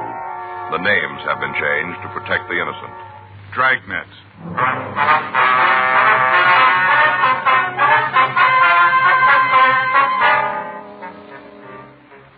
You're a detective sergeant. You're assigned to robbery detail. A hold-up man has been hitting the banks in your city. After 2 months of following down leads, you get a possible identification. Your job? Check it out. It was Thursday, July 25th. It was warm in Los Angeles. We were working the day watch out of robbery detail. My partner's Frank Smith. The boss is Chief of Detectives Thad Brown. My name's Friday. We were on our way out from the office, and it was 10:42 a.m. when we got to 896 Duane Street. Front door. I'll get it again. Guess there's nobody home. Yeah. You see in that window? No, can't see anybody moving around in there. Let's try the back. All right. On this way. Uh-huh. Hey, sure pretty, isn't it, Joe? What's that? Rose tree there, Bella Portugal. Sure pretty. What? Bay's got one started out by the back fence. Isn't that big, but we got roses on it already. What'd you call it? One of those Bella Portugal rose trees. Oh. I'll pick a couple for you. Bring them in the office. Thanks, Frank. I don't know what I'd do with them, do you? Well, you can give them to Ann. She'd like them. Yeah. I get it. See anybody? No, looks like there's someone on the lawn chair over there, doesn't it? Miss Clark? Yes, who is it? Yeah, come on. You Miss Viola Clark? That's right. Police officers, Miss Clark. This is Frank Smith. My name's Friday. Well, how do you do? How you doing, ma'am? What can I do for you? We'd like to ask you a few questions. About Louis? Yes, ma'am. Well, would you mind talking inside? I'd rather the neighbors didn't know all my business. All right, fine. We can talk in there without anybody hearing. Yes, ma'am. Sure a beautiful morning. Hot. Mm-hmm. We're planning a little trip down to the desert this weekend. Get some rest and a little sun. Yes, ma'am. Trying to get a tan before then. Mm-hmm. Looks funny. Thank you. Just go on through the kitchen. We can talk in the dining room. All right, thank you. I just feel funny going to a place where there's a swimming pool and sitting there without a tan, don't you? Yes, ma'am. Well, I do anyway. Makes me feel self-conscious like. I see, ma'am. Well, just go on in and sit down. I'll get us something cold to drink. No, that's all right, Miss Clark. Thank you. Oh, how about you, Mr. Smith? No, ma'am. Well, I'm going to have something. Bill, that's my husband, brought me a case of that new kind of drink, you know, without any calories. Yes, ma'am. All kinds of flavors, supposed to be for people who are supposed to reduce. Of course, I don't really need it, just that Bill bought it and all. Mm-hmm. Sit down. Thank you. Now, what was it about Louis? He's your brother, is that right? Well, yes, actually, he's my half-brother. You see, his father died and our mother remarried. I see. He's my half-brother. When did you see him last? Oh, let's see. I guess it was before the trouble. I'd make it about 10 years ago. Mm-hmm. You heard anything from him since? Oh, a couple of times. Different people have told me they saw Louis. He always sent his best. But you haven't talked to him, huh? Well, no, not in 10 years. Would you excuse me a minute? I forgot the bottle opener. Yes, ma'am. When Louis got into trouble, we sort of stopped seeing each other. I tried to write to him when he was in prison, little talky-talk letter, but they just seemed to separate us more. What was that again, ma'am? I didn't hear you. I said that I tried to write to him when he was in prison. Sort of a talky-talk letter, but, well, they just seemed to separate us more. I see. Did you see him when he was in prison? Oh, no, it was during the war, and I was pretty busy with other things. Uh-huh. Bill, my husband, was overseas, and I was writing to him, sending him little things. Just never seemed to get around to seeing Louis. I thought about it, but just never quite seemed to get to it. It's a new flavor. Pineapple pie. Kind of tangy. You sure you don't want any? No, thank you. Oh, that's good. I've got some little crackers, low calorie. Would you like some of them? No, ma'am, thank you. Well, when Louis got out of jail, I heard he went back east, Salt Lake, I think. Got a job with a paint store back there. Mm-hmm. Did pretty good. Something happened, though. He quit or got fired or something. Anyway, he came out here again. Do you have any idea where your brother might be staying? No, last I heard it was in some furnished room down on Pico. Would you have the address? I'm afraid not. Do you have any idea where we might be able to get it? Not the least. Uh-huh. What's he done this time? Well, it'd be better if we talked to him about it, ma'am. Well, it seems to me I'm his sister. You should be able to tell me. I'm certainly going to cooperate with you. I think it'd be better if we talked to him, though. That's the way you're going to handle it. There's not much I can do. Did your brother have any hobbies? Anything that he might try to work at? No, not that I can remember. Well, when he was a kid, I think he used to collect stamps, but then I guess every boy does that. Mostly, though, he used to read a lot, always had his nose in a book. Mm-hmm. Had a big collection of those books you could buy in the 5 and dime. You know, the little thick ones. Yeah, I think I know what you mean. I guess he had just about every one that was ever published. There was a big thing with the kids in the neighborhood. Well, Louis had about 100, all different stories. He built a case for them out in the garage out of apple boxes. I remember that, out in the garage. Yes, ma'am. Had a library going, little cards and everything. Charged the kids 2 cents to read the book. Real going business. Mm-hmm. Oh, he was a funny kid. Always trying to figure out how to get somebody else to do the work for him. He'd say that if he had his way, he'd get what he wanted without really working for it. Wonder if being in jail made him change. If he still feels like that. What's that? Or that he can live the easy way. He's still trying.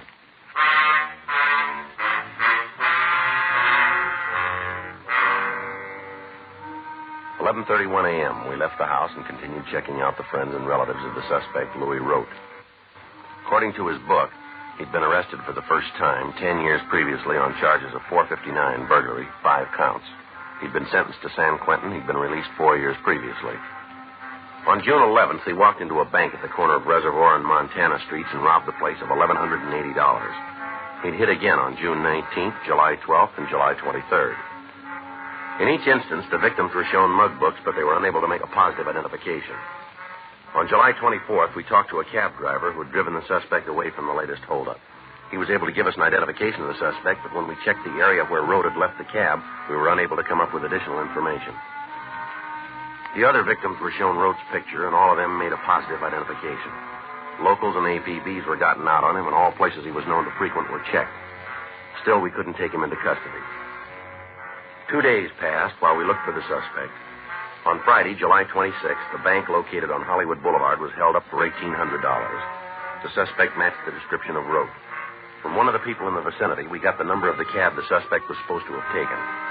We got in touch with the traffic manager of the cab company and got the name and stand number of the driver. 9:20 p.m. Frank and I drove out to see him. Corner of Hollywood and Loma Linda? That's right. Bank near there. What time was it supposed to be? Well, the way we got it, about 5. Tonight? That's right. I don't recall the guy. You sure it was me? Well, we got the number of your cab. Oh, you're pretty busy there. Let me check the waybill. All right. Let's take a look here. Yeah, here it is. Loma and Hollywood. Where'd you drop the fare off? 2000 block on Sunset. That'd be near Echo Park? Yeah. Can you tell us anything about the man? No, like I told you, I've been pretty busy tonight. Well, it's pretty important. Well, what kind of things you want to know? Well, what did he say to you when he got into the cab? Oh, not much. Seems to me he just told me to drive right down Sunset, and then he'd tell me where to let him out. Was there anything about him that stood out? An accent, maybe? Scar, birthmark, anything like that?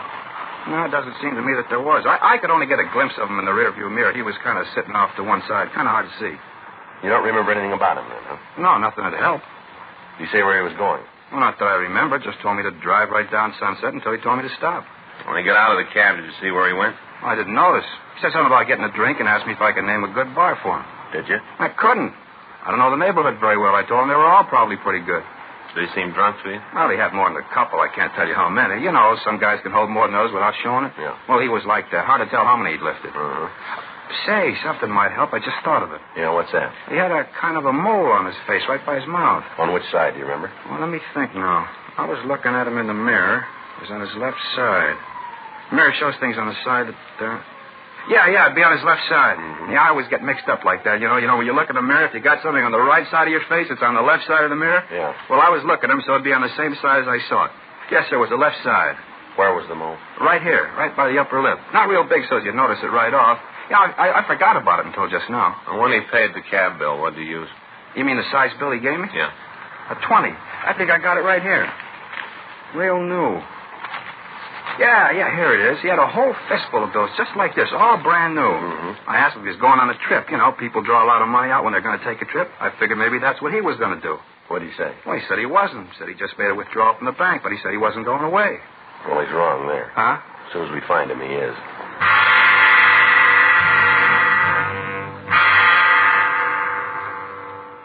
The cab driver identified Rote's mugshot, and at 10:08 p.m., Frank and I drove over to the 2000 block on Sunset Boulevard. We checked at several bars, but we were unable to find the suspect. One of the bartenders said he thought that a man answering Rote's description might have been in, but he couldn't be sure. In each of the places, we left our card, and we asked the owner or the bartender to notify us if the suspect should come in. 12:26 a.m., Frank and I checked back into the office. You want to check the book? I'll sign us out. All right. Anything? Yeah, we got a message here from Faye. Yeah? She wants you to stop by the drugstore and pick up a refill prescription for the baby. Oh, it says she's already called him. You just have to pick it up. Oh. Well, that blows the coffee. Well, I ought to get home anyway. I'd like to get a good night's sleep. All right. See you in the morning, old buddy. All right. You going to have breakfast at home? I don't know. Tell you, was up half the night with the kids. Might be better if I'd let her sleep. Well, why don't you meet me at that dairy place? Good deal. About 7, huh? That'll be fine with me. All right. Go on ahead. I'll get the lights. No, hold on. I'll get it. Robbery Friday. Yes, sir? No, sir. We're the ones. How long ago was that? I see. Right away. What do you got? Bar out on Sunset. Yeah? Suspect's there now, tearing the place up.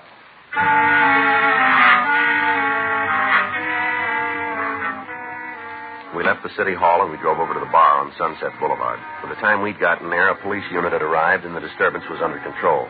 The suspect had left the scene and a broadcast was put out to all cars in the area carrying his description and the description of the clothing he was wearing. When we walked into the bar, the bartender was sitting at one of the tables in the back of the place holding a stake to his left eye. The place itself was a mess. Bar stools were scattered over the floor, tables were upended. The back bar was smashed and the mirror that ran along the length of the bar itself was broken.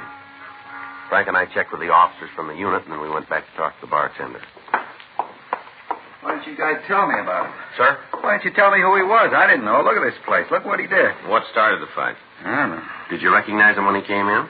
No, right off. He sat down, ordered a drink. Next thing I know, the place is coming down around me. When did you know he was the man we were looking for? After he belted the fella next to him, that's when I knew. Called you right away. You should have told me he was rough. You should have told me. Well, we told you not to try to take him yourself. But you didn't make a point of it. I just thought it was something you told everybody. Can you tell us what he said when he came in? We were having a nice night. Pretty good business. Sitting there watching the fights on the television. Nice and quiet. Pouring good. Looked like a good night for the two. Yeah. Door swings open and in comes this guy. I didn't pay any attention to him. Walked over and sat at the bar. Right there in the middle. Sat at the bar. Mm-hmm. Ordered a highball. He had a couple. I should have known right then. I'd been in this business any time at all. You should be able to spot the ones that are likely to cause trouble. What did he ask for in the drink? Bourbon and ginger. I mixed it, collected for it, and then went back to watching the fight. I had a little bet on it. I always take the white corner with one of the regulars, you know, a couple of bucks. Mm-hmm. I'm standing there watching the fight. All of a sudden, there's one going on in the room. This new guy and the fella next to him. Going at it hot and heavy. All right, go on. This do any good, you know? What's that? Holding a stake on a black eye. Supposed to take swelling down. I wouldn't know, sir. Sure hope so. Guy laid a bottle on my cheek. Feels like he broke something. You want us to call a doctor for you? No, I'll check one later. Other cops asked me the same thing. I'm all right. Yes, sir. Would you like to go ahead with your story, please? Not much more to tell. The place just seemed to explode. I jumped over the bar. I got a billy club in the back. Grabbed that and jumped over the bar and tried to get the two guys apart. They were throwing everything they could lay their hands on at each other. Well, look at the place. You bet if I just put a lock on the door and open up someplace else, it'd be easier. Just to be sure, would you take a look at these? Just the man who caused the fight. Wait a minute. I can't see too good. Yeah, that's him. You're pretty sure, eh? Yeah, Louis Rote. That's the fella. Well, this afternoon when we talked to you, you said you didn't know him. It didn't make much of an impression then. When I saw him in person, I remembered. Well, he was in here earlier then. Yeah, same guy. Did you hear him say anything at all that might help us find him? No, but you ought to talk to the guy you had the fight with. Yeah? He went to school with Rote.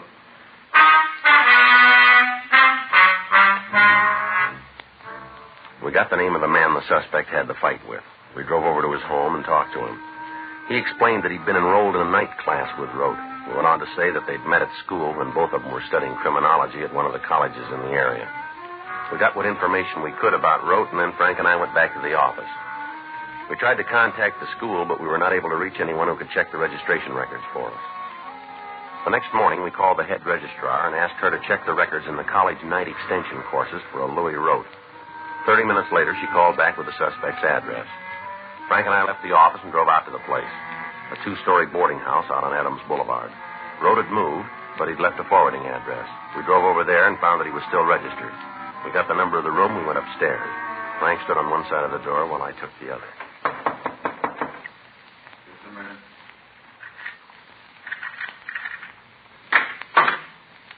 Yeah? You Louis Rote? Yeah, what do you want? Police officers, you're under arrest. For what? Suspicion of robbery? How'd you get to me? We did. Can I get a coat? No, you tell us where it is. We'll get it for you. Closet over there. I'll get it. There's a bottle of aspirin in the pocket there. Make sure you don't drop it. Hangover I got, I'm going to need something. Yeah. Don't think I ever had a headache like this one. Terrible. Well, you better get used to it. Huh? They're going to get worse.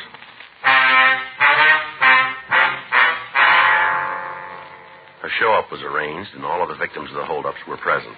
They all gave positive identifications of Louis Rote as the man who'd held them up. A complaint was issued by the district attorney's office, and on the following Friday, August 2nd, a preliminary hearing was held in Division 34 of Municipal Court. Rote was bound over for the charges filed against him. September 2nd at 10 a.m., the suspect pled guilty to robbery in the first degree, 2 counts. Rote asked for immediate sentence, and the judge complied with the request. He was sent to San Quentin, where he went through the clinic. On recommendation of the authorities at the prison, the board ordered him sent to the penitentiary of Chino, California. 7 months had passed since his arrest, and from what we heard, Rote was a model prisoner.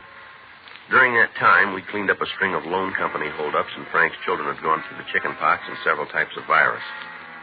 On Sunday, February 23rd, Frank and I were in the office trying to catch up on the detail work.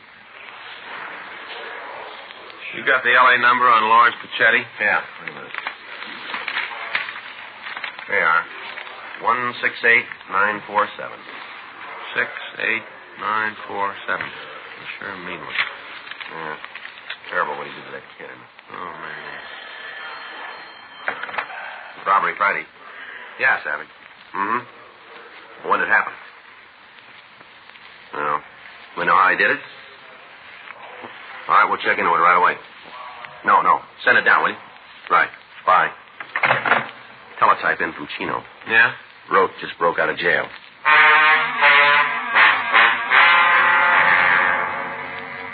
An immediate watch was put out on all the places Rote was known to frequent. All officers in the field were supplied with descriptions and pictures of the suspect.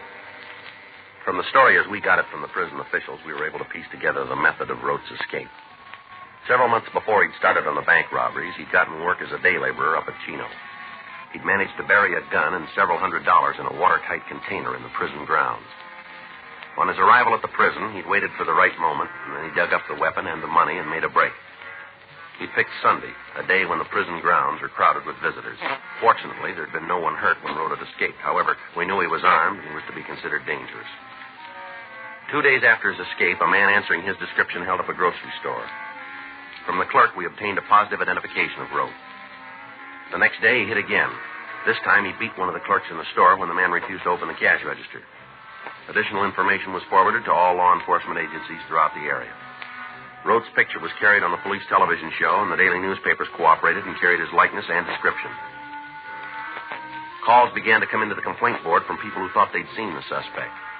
In each instance, the information was checked out, and several of the reports appeared authentic. On Wednesday, March 4th, we got a call from Calvin Niles, the bartender who'd given us the original information on Rote. Frank and I drove out to see him. I tried to hold him here, tried my darndest, but he wouldn't go for it. Mm-hmm. Did you talk to him at all? Yeah, I had a couple of words. What about? Mainly about the fight he had before he got him. You know, when he broke up the place. Mm-hmm. Talked about that. He said he was sorry about it. Told me the other fellow caused it. Mm-hmm. Said he'd like to be able to pay for it, but he didn't have the money. I thought he was going to hit me up for a loan. The way he acted and all. Thought sure he wanted to make a touch. Did you say anything at all about where he was staying? Not a word. Didn't give you any indication Nope. at all? Was he driving a car?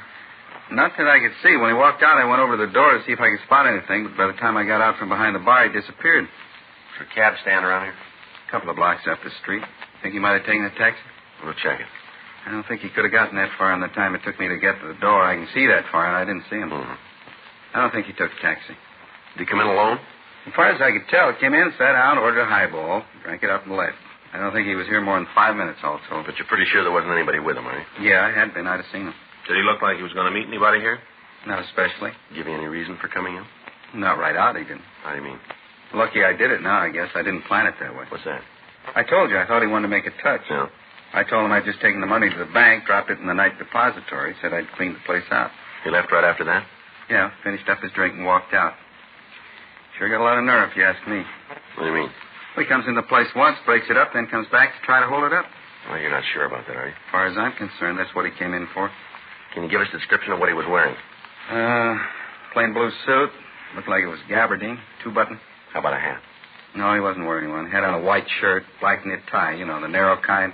One of those little stick pins shaped like a little ladybug. You know the kind I mean? Yes, sir. One of those. All right, Mr. Niles, if anything more comes up, we'd appreciate a call from you. You get it. I'll tell you one thing, Sergeant. What's that? After that fight, I did just about everything I could to help business, help pay for the damage. Yes, sir. This is one customer I want to lose.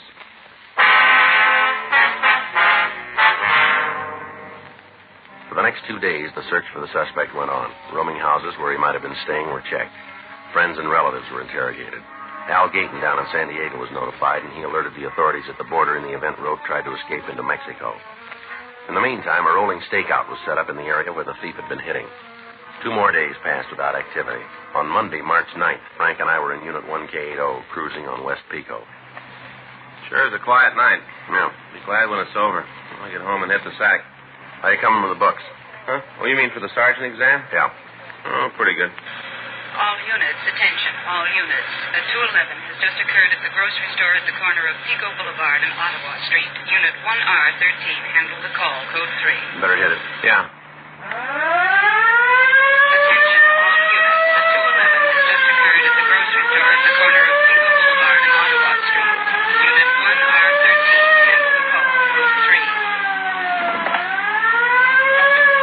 1K80 to Control 1. Control 1 to 1K80, go ahead. Code 6 at Pico Boulevard and Ottawa Street. Control 1 to 1K80, roger, KMA 367. Attention all units. Attention all units. Be on the lookout for the following described suspect wanted in connection with 211 at grocery store at Pico Boulevard and Ottawa Street. Suspect described as WMA, 40 or 50 years, 5 feet 8 and 1/2, 150 to 155, medium build, gray hair. Suspect was wearing a dark blue suit, no hat, white shirt, black tie, and black shoes. Suspect has a mole on the left side of his face, just above the mouth. He is carrying a large blue steel revolver, Western type. Suspect believed to be driving a 1952 Chrysler sedan, dark in color, license number unknown. Vehicle has a damaged left rear fender. Use caution. Suspect is considered dangerous. KMA 367. Sounds like Roach, doesn't it? Yeah. Hang on. Here's Pico. The car that just passed us. Yeah? Dark Chrysler sedan, dented left fender. You better check it. Right. Hold it. It's taking off. You better lean on it. Doesn't look like he's going to stop. Watch it, Frank. The streetcar.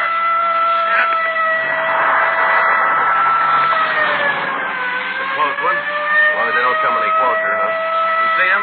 Yeah, up ahead. You going to try a shot at him? No, we can't. There's too many people around. We're pulling up. All right, hold it steady. Pull over, police officer. He doesn't act like he hears you. Throw it all right. Yeah. Try to cut him off. All right, come on, Roach. Pull over. That's it. All right, cut him off. Right. Hang on.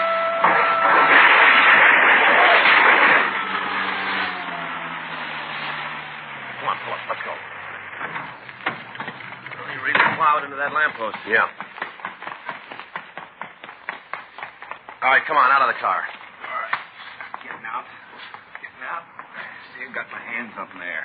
Going like you All right, come on, move it. Yeah. Come on, put your hands on the car here. Yeah. Lean on it. I'll shake him. Yeah. Here's the gun, Joe. All right. Come on, Ruff. Get your hands behind you. Yeah. All right, let's go. About my car. We'll take care of it. Not going to just leave it there, are you? I wouldn't worry about it. Huh? You're not going to be driving it for a while.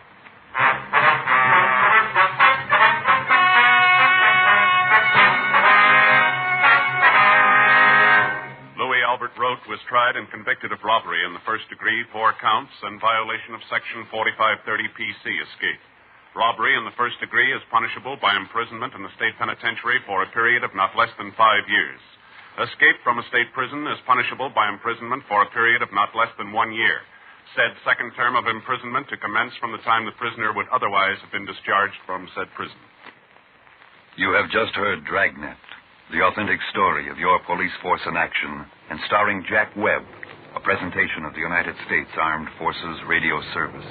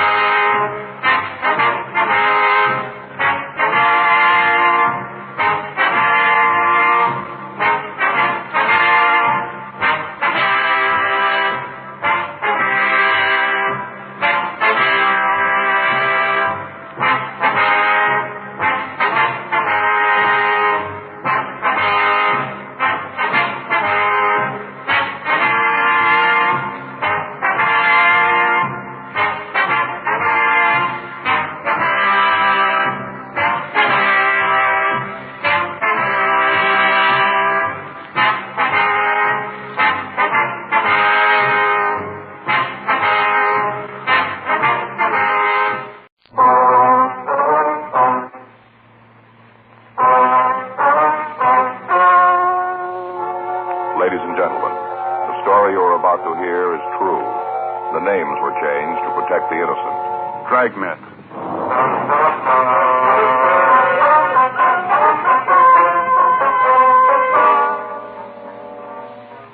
You're a detective sergeant. You're assigned to auto theft detail. You receive a report that a circus truck has been broken into. Several of the animals are missing. Some of them are dangerous. Your job, find them.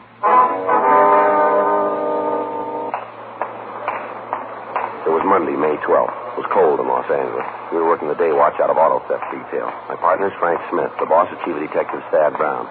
My name's Friday. I was on my way back for Superior Court, and it was 11:46 a.m. when I got to room 40. Auto theft.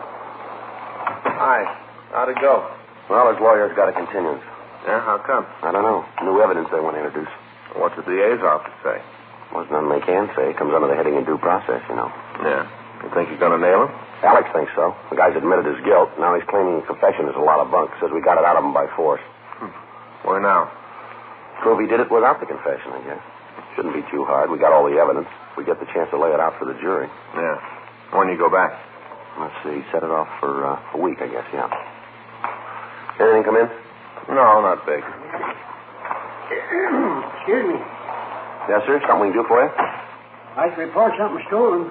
All right, sir. Just come on in. Sure gets service around here. All right, sir. Now, what kind of a car was it? Ain't no car. Beg pardon? No car stolen. Stuff in the car. All right. What was it? Well, it wasn't really a car anyway. A truck. That's where they stole it from, a truck. All right. If you'll give us a description. As far as I know, they might not have stolen it anyway. Might just open it and let them all out. Yes, sir. Well, the sooner we get this report filled out, the faster we can start looking for the stolen merchandise. Yeah. Just thought of that myself. Should have. All right, sir. Now, what's your name? Clarence Havill. Havill. No R. Most people put an R in it. Havill. It ain't. It's Havill. Where'd the theft take place? Corner Fountain, de Longprix. Right on the corner there. Just south of the red zone on Fountain. All right, sir. What was taken? You see, I got this call from one of the drivers who works for my brother and me. Drives one of our trucks. Called and said the machine broke down. Wanted me to bring another tractor over. Well, we can get to all that later, Mr. Havill. Now, what were the stolen articles? Animals. Sir? Animals from our carnival. What kind of animals? Oh, a couple of monkeys, Cody Mundy, 2 raccoons. All right, sir. Anything else? Yeah, here comes the bad part. This is what I was afraid of. What's that, sir? It's the reason I waited so long to report it. I thought maybe he'd turn up. What's that, sir? A black panther. We got a description of the animals, and the local broadcast was gotten out on them immediately. 12:18 p.m. We continued to talk to Clarence Havel. Friday night. That's when it happened. What time Friday night? About 7:05 or 7:10, right after the fights went on. That's when the phone rang. I see. I was kind of sore about being interrupted when the fights is on. Always watch them. Most of my friends know not to call me then. Yes, sir. Well, anyway, the phone rang. I got up and went over to answer it. It was Bert. Who was Bert? Bert Newell. He's a driver. Oh, I see. Said he had a breakdown at Fountain de Longcree. Asked me if I had an extra tractor. Happens I did. Uh-huh. Bert asked me to bring it over. Said he wanted to use it to get the show to Nevada. So you drove over then, huh? Not right away. How's that? Well, it looks like the fight wasn't going to last much longer, and I wanted to see the finish of it. So I stuck around for a couple more rounds. After that, I left. Uh-huh. Drove over and found Bert right on the corner, just standing there, not trying to do nothing about the breakdown, just standing there. Yes, sir. Well, you just bet I read him off. Told him the least he could have done was get out a wrench or something and tried to find the trouble. And I read him off good. Yes, sir. Didn't do no good. He's shiftless, you know. Real shiftless. Yes, sir. You know Bert, do you? No, sir. Shiftless. You know him, you'd know that. You want to go on, please? Oh, yeah.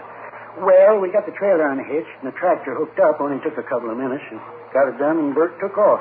Where was he going, you know? Over to Nevada. Going to play a show there. Overton. Going to play a show there. Yes, sir. Right by Lake Mead, Overton. Yes, sir. When did you find out the animals were missing? When I got the wire from my brother. That's when I got the first inkling. When was that? Last night. Company phoned me about, I guess it was about 8:30. I see. You have the telegram? No, I told you they phoned it. What did it say? Just the animals are gone, from my brother. Said that the animals weren't on the truck when it got to Overton. Uh-huh.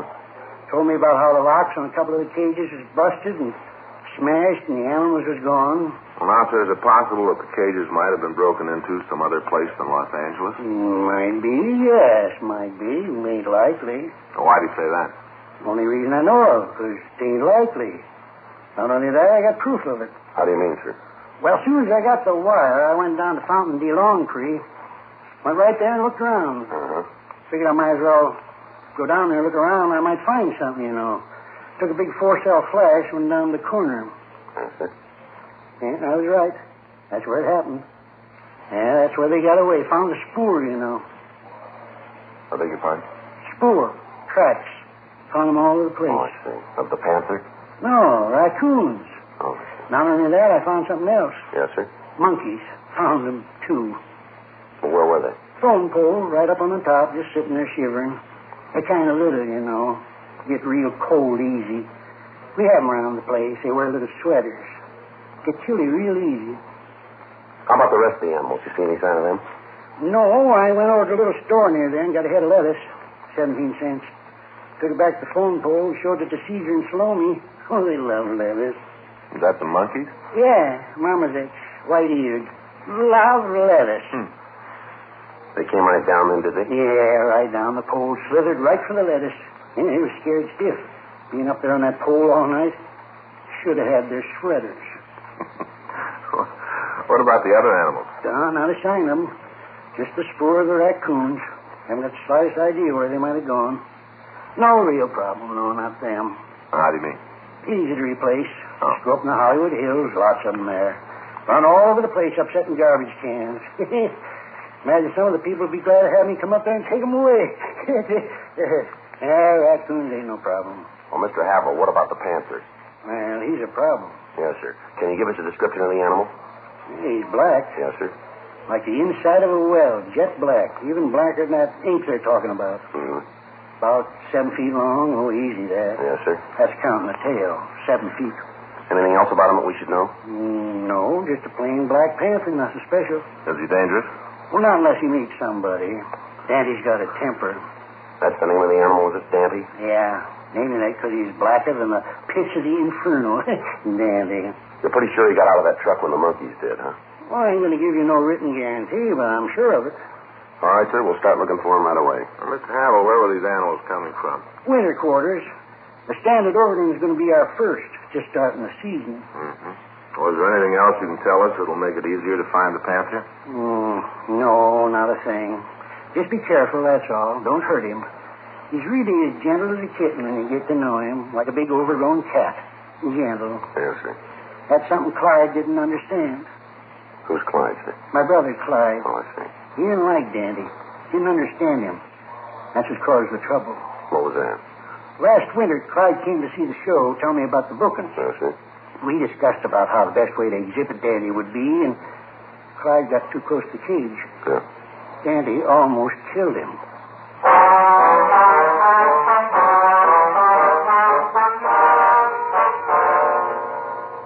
All officers in the area where the panther had escaped were notified, and an additional team of men were called from Metropolitan Reserves to patrol the vicinity. The presence of the animal on city streets presented a very real menace to all citizens in the city. A team of detectives from Auto Theft Detail were dispatched to the corner of Fountain and DeLongpre to talk to the people who lived in the area. However, they were unable to come up with any new information on the escaped panther. Frank and I talked to Chief of Detectives Thad Brown and with Captain Nelson. It was decided to start a block-by-block search for the missing cat. Authorities from the Griffith Park Zoo were consulted as to the possible hiding places of the animal. When the afternoon newspapers hit the streets, calls began to flood the complaint board asking for additional information on the panther. Local radio and television broadcasts carried stories about the escape, and the number of calls went up. Additional men had to be called to care for the switchboard. The search went on. Frank and I worked in the field along with the other men from Auto Theft Detail and officers from Metro Division. Every possible hiding place in the vicinity of Fountain and DeLongpre was searched without turning up any new information on the cat. It was the opinion of authorities that the panther might try to hide in the brush of the Hollywood Hills, and the search was moved to that vicinity. Tuesday, May 12th, Frank and I got back to the office from the area. We'd been up all night looking for the animal. You want to check with the skipper? Anybody around who can bring in some coffee? I'll call Sal. He'll bring some over. That'll be a good idea. Ask him to send over a sandwich, too. Yeah, what kind you want? I don't care. Just tell him to make sure the coffee's hot. Yeah. Yes, sir? I'd like to talk to the men who are working on the panther thing. Yes, sir. Come right in. Go into the hall. I'd find him here. Well, I'm Sergeant Friday. Maybe I can help you. You working with the search party? Yes, sir. My partner and I have been out with them. Have they caught it yet? No, sir, not yet. They know where it is? Coffee. Well, no, sir, we don't. That's what I thought. I'm Sidney Norton. I live in this town. Yes, sir. Got a family. I pay taxes. Uh-huh. Just want to ask one question. Yes, sir, go ahead. Now, according to the papers, it's Haverhill or whatever his name is. He owns the panther. Is that right? His name's Clarence Haverhill. But he owns the cat. Yes, sir, that's right. Well, I want his address. Beg your pardon? I want the number of his house. That's simple, isn't it? Well, we're not allowed to give that out. I'm sorry. All I want is his address so I can go over there and punch him right in the nose. You going to give it to me? No, sir. Who's your superior? Captain Nelson. Well, where is he? I want to talk to him. He's in Chief Brown's office right now. Well, where's that? Down at the end of the hall, office number 26. All right, I'll talk to him. I want that man's address, and I want it now. Terrible thing for the law to allow a person to keep animals like that so they can get away and walk around killing anybody they meet. If you cops can't do anything about it, I can. You can just bet I can. Well, if you go out and cause Mr. Haverhill any trouble, you're liable for arrest, sir. By whom? Any policeman that he wants to call. Well, you protect him, but you don't care about me and my family, is that it? No, sir. You've both got rights of protection under the law. Now, if Haverhill's done anything, we'll take care of it. When? As soon as we find that panther. Well, you may just be wrong. I've been talking around. There are a lot of people who feel like I do, a lot of them. Enough, maybe, to decide to do things our way. Well, I wouldn't try it, Mr. Norton. Too late, mister. You can't do anything about it. We will. Me and my friends. We'll take care of it. It's out of your hands. We'll take care of Haverhill. Take care of him good. I wouldn't make book on that. Who's going to stop us? Like I told you, any cop that Haverhill calls. Frank and I talked to Sidney Norton, and we finally convinced him that any action he might take would not help the situation. We sent him home, and then we met with Captain Nelson and Chief Brown. The progress of the search was reviewed, and it was decided to continue it in the Lake Hollywood area and in the upper Griffith Park Hills. All days off had been canceled, and additional officers were joining in the hunt for the panther. After the meeting, Frank and I got some breakfast, and then we drove out to Clarence Haverhill's home. It was a large ranch house at the corner of Victory Boulevard and Monterey Avenue out in the San Fernando Valley. We drove through the gate and parked the car. Clarence Haverhill was sitting on the large porch waiting for us. A small monkey was sitting on his shoulder. Hi, come on up and sit down. Yes, sir. How's it going, Mr. Friday? Mr. Smith? All right, sir. Pretty good, sir. Get you anything? Glass of ginger beer, maybe?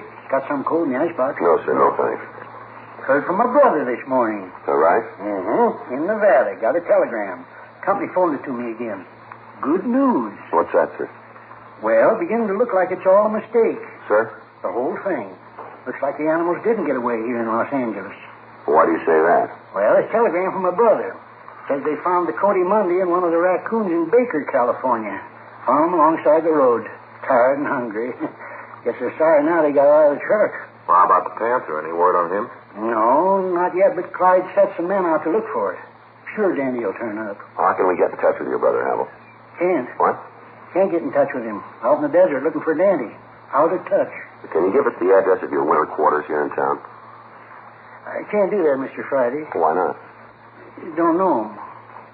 Well, sir, you run a circus and you don't know where the animals are kept? You're not really a circus, a carnival. Yes, sir, we understand, but what's the address? I don't know. You haven't any idea? Not the least. And you can't tell us where to reach your brother? He's out looking for Dandy. Now, how about it, Havel? Something that you're not telling us? Havel? Yeah? Well, is there? Well, we haven't got no regular winter quarters. Not regular set up. That's why I can't tell you where it is. Mm-hmm. Ain't none. All right, go ahead.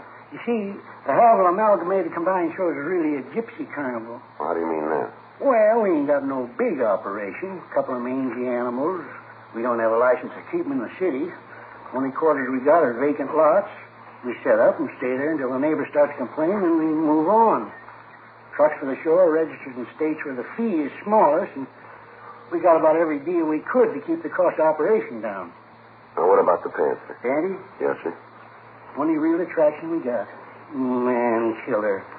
I told you about how I almost got Clyde, didn't I? I told you that. Yes, sir. Gotta understand, Dandy, or nothing works with him. Is that right? Might be something about Dandy. Could be our officer. We gave him this number.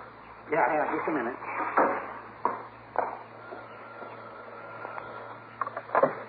Hello? Yeah, this is number. Huh? Yeah, just a minute. You free, Mr. Friday? Your office. Thank you. Thank you very much. No trouble at all. Like to do what I can. Yes, sir. Friday. Yes, Skipper. That's right. Well, you want to give me that address? Well, it checked out, did it? Uh-huh. No, we'll get right over. Frank, let's go. Good news? Well, we're not sure yet. Huh? They say they found the panther.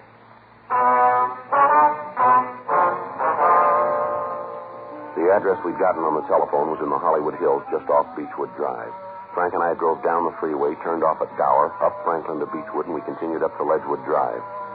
By the time we got there, other units had arrived, and the immediate vicinity where the animal had been seen was surrounded. From one of the officers, we got the story. The panther had been seen by one of the civilians searching the area. The animal had run between two houses and jumped through a window into a ground floor garage. We checked the house, but we found that the occupants were not there. Because of the danger of the panther's presence and the difficulty of taking it alive, it was decided to try to shoot it. The officers involved in the search were armed with large caliber weapons. Frank and I took two sawed-off shotguns, and we approached the door leading to the garage. Who's covering the window? Mac. All right. I'll hit the door. Stand back. We'll try to see what's inside. Okay. I can't see anything from the window. Yeah, might be behind those boxes at the rear there. Yeah. You all set? Yep. No.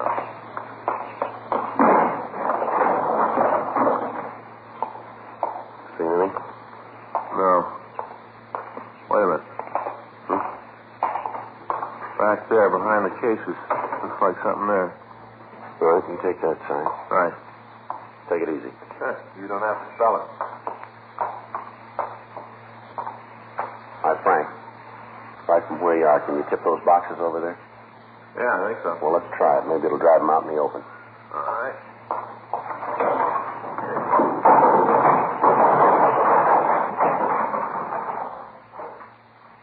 Well, there he is. Yeah, looks pretty mean. Black tomcat.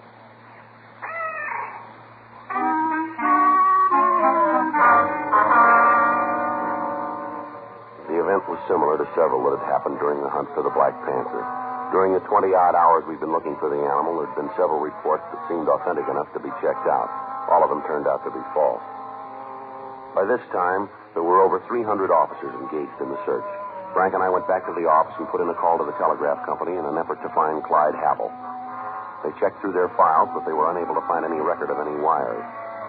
We then put in a call to the California-Nevada border station in an attempt to get information. Yes, sir, that's right.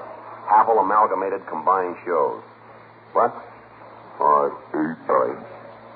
A, V Victor, I, L, L. Havel. Mm-hmm. Well, from what we got, it should have come through Saturday the 13th. No, might have been Sunday the 14th. You pretty sure about that, are you? Was it possible? All right, I understand. Okay, thank you. If anything turns up, will you call us? Friday, extension 2507. That's auto theft detail. Right. Thanks again. Bye. How about it? They got a record of the show going through? They never heard of it.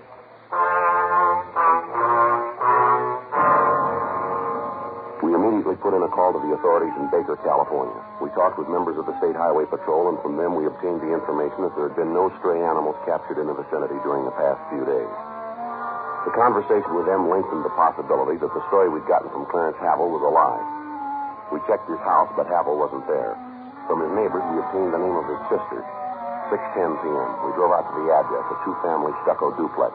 We rang the bell and we waited. Yes, Miss Havel? that's right. What is it you want? No police officers. Frank Smith, my name's Friday. Hello. How do you do, ma'am? What is it you want? We'd like to talk to you about your brother. Clyde? No, ma'am. Clarence. Mr. Friday, I've done what I can for him. If he's in trouble again, he's just going to have to go it alone. What if we could talk inside? Now, come on in. Thank you very much. What's he done this time? Beg your pardon? What's my brother done this time? Does your brother own a circus? Is this a joke?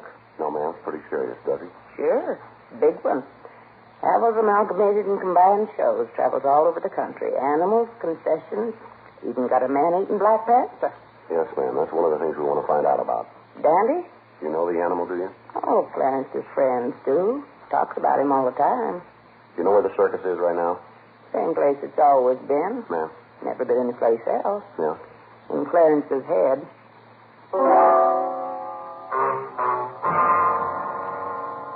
We continued to talk to Lillian Havel. From her, we got the background of the story. She told us that her brother had been a press agent for one of the larger carnivals, but that he'd been discharged several years before.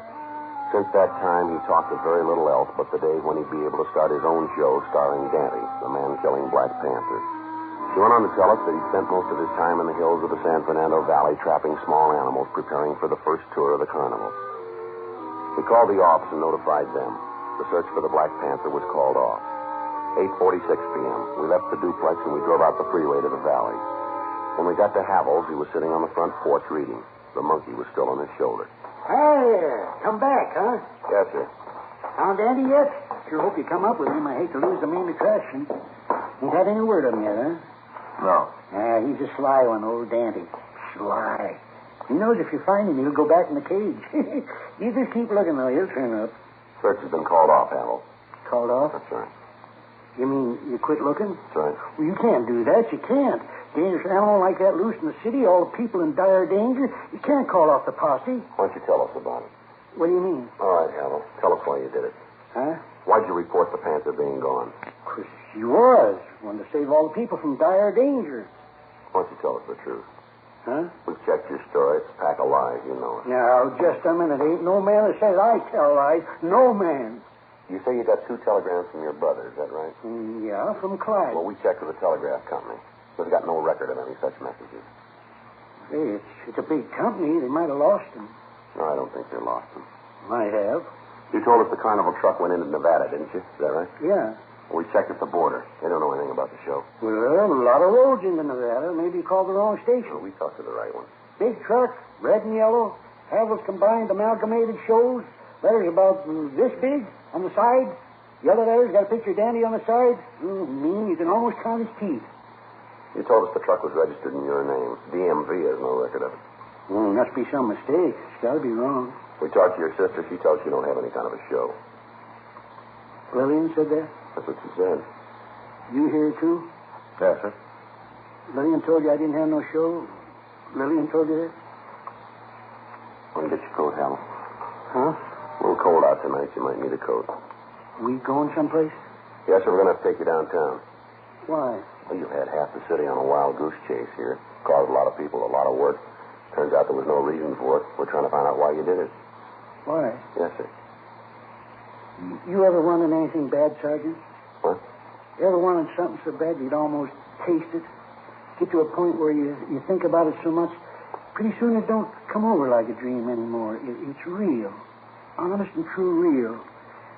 You ever wanted anything like that? I wouldn't know. Well, that's the way it was with Havel's Amalgamated Combined Shows. That's the way it was. I was weaned on sawdust. Been around it all my life. The animals, sideshows, the alley, all of it. Been my whole life. When I left it, it seemed like I jumped into a big hole that didn't have no bottom. Wasn't anything to hang on to. Nothing to tie down to, you know? Uh-huh. Always I had in the back of my head that I could do it again. I was a good publicity man. Goody. Used to pack them in. Never no trouble getting the people in when I was there. When I left, I knew I'd be back. I knew it with my own show. Havel's Amalgamated Combined Shows, the biggest in the world. I guess I just got so that I believed it too much and lost the line between what's real and what I was dreaming. Uh-huh. Knew it this morning when you was out here. Remembered and tried to stop you from going on with it. Tried, and then there was that phone call where they'd found Daddy.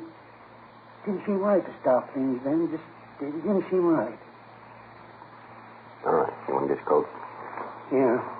You going to take me downtown in the police car? That's right. Going to use a siren? For what, sir? Siren. There's no reason for any siren. Suppose not. Used to have sirens when I come to town. Me and the chief of police ride down the street, siren going. Everybody knew I was in town. Big to-do. Everybody knew I was there. Things have sure changed. Not very much. Yeah, things have changed. People used to know I was in town. They still do.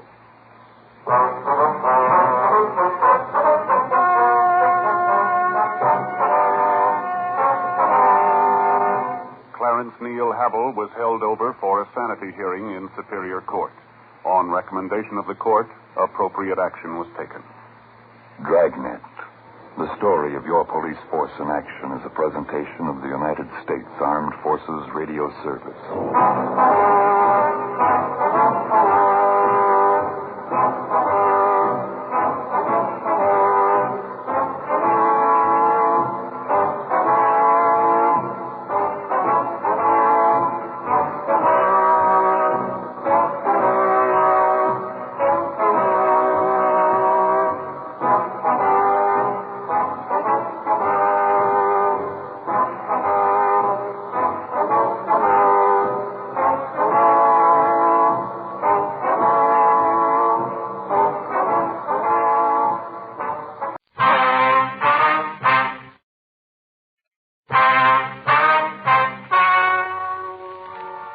Ladies and gentlemen, the story you are about to hear is true.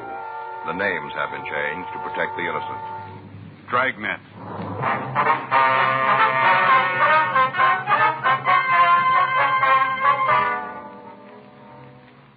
You're a detective sergeant. You're assigned a robbery detail. A special officer has been shot during a routine patrol. His assailants have escaped into the city. There's no lead to their whereabouts. Your job, find them.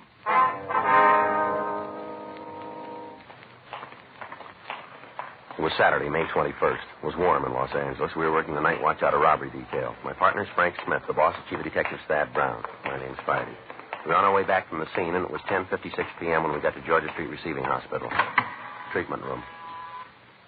That's you, Doctor? No, ma'am, police officers. Doctor said we could ask you some questions. About the robbery? Yes, ma'am. It's my partner, Frank Smith. My name's Friday. Hello, Miss Montgomery. You heard anything about Keith? Is he all right? Well, the doctor's still with him. Is he going to be all right? We better talk to the doctor about that, I think. He tried to stop the men from robbing us. Tried to throw them out of the store. Yes, ma'am. Now, can you tell us what happened? Well, I guess so. The doctor said I could. Well, anytime you don't feel like going on, just tell us, please. All right. What time did the man come into the store? About 9:30, right around in there. Yeah.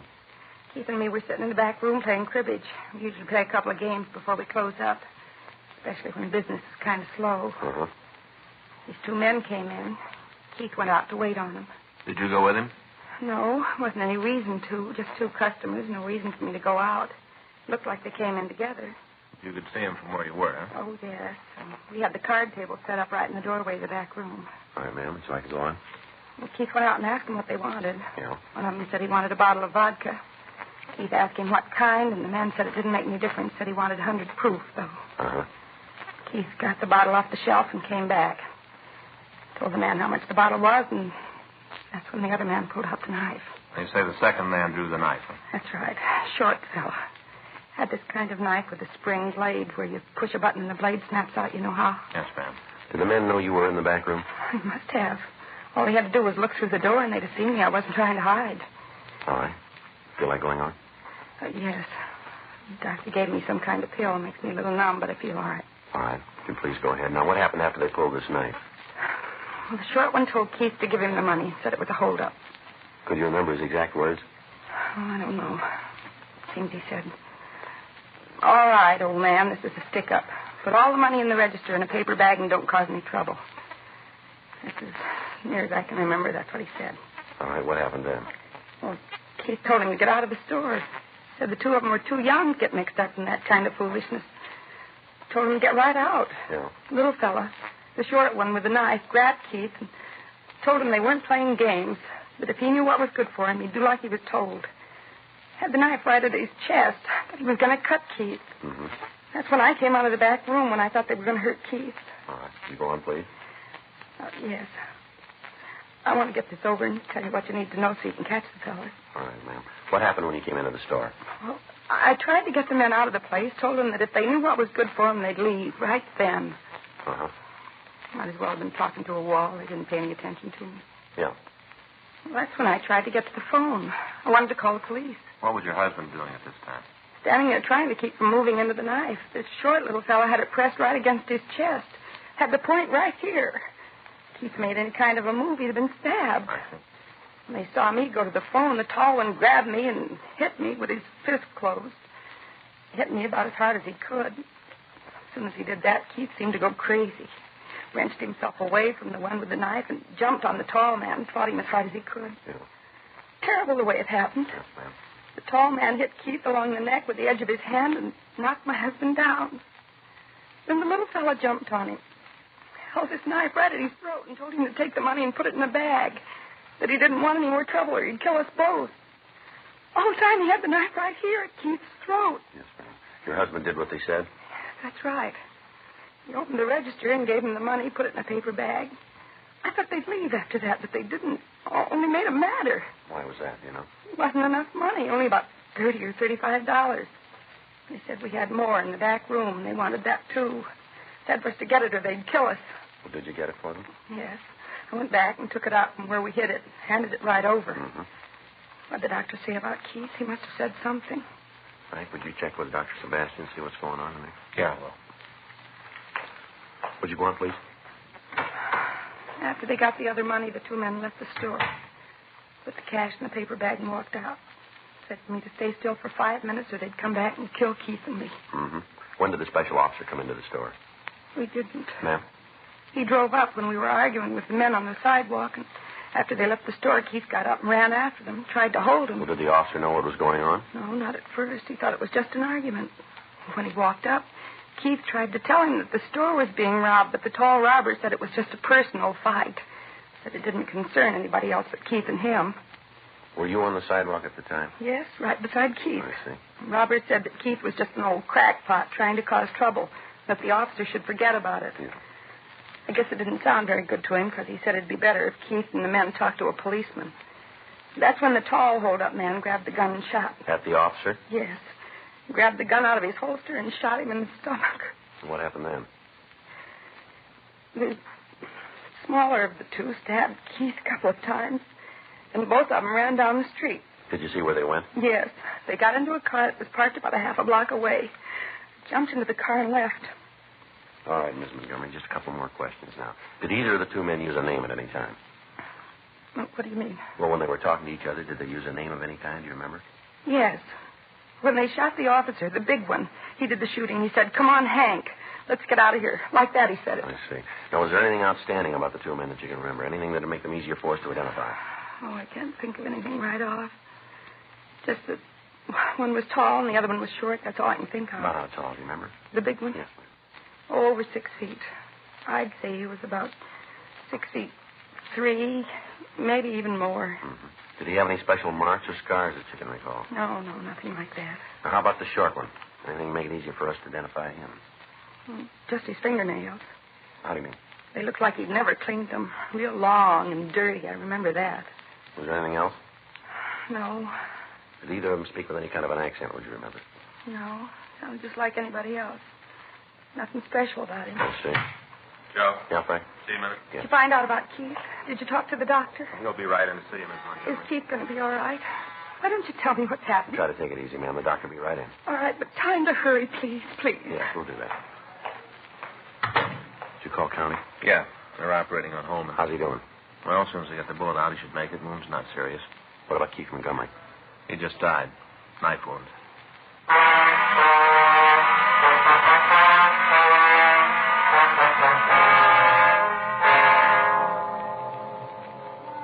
The story we'd gotten from Irene Montgomery was pretty much the same as Special Officer Kenneth Holman had given us. Immediately after the robbery, a local and an APB had gone out on the suspects. In canvassing the neighborhood, the investigating officers had found 2 eyewitnesses to the shooting stabbing. A man and a woman had been parked in an automobile directly across the street from the Montgomery store. They had been able to give us a description of the car that the suspects had driven away from the scene, along with the last 3 numbers on the license plate. While Frank and I had been talking to Mrs. Montgomery, Officers Benson and Herman from Robbery Detail had been going through the Department of Motor Vehicle records looking for the owner's name. Information on the method of operation used in the crime was sent to the stats office, and the run was started. The moniker file at R&I was checked for a suspect with the nickname Hank, who matched the description of the smaller thief. The 2 eyewitnesses were brought into the city hall to go through the mug books for a possible identification. While Frank went to the office to check with Benson and Herman, I worked with the witnesses. No. No, this page. How about here? No, I don't see me here either. All right. Oh, wait a minute. This fellow here, see? This one? Yeah, it's not the hold-up man, but he's got the same kind of ears. Close to his head like... Yeah, same kind of ears. You're sure it's not the man, though? Just got ears like him. All right, Mr. Steele, would you go on, please, here? Mm-hmm. I remember those ears. I used to go to school with a kid that had ears like that. Junior high school. Yes, sir.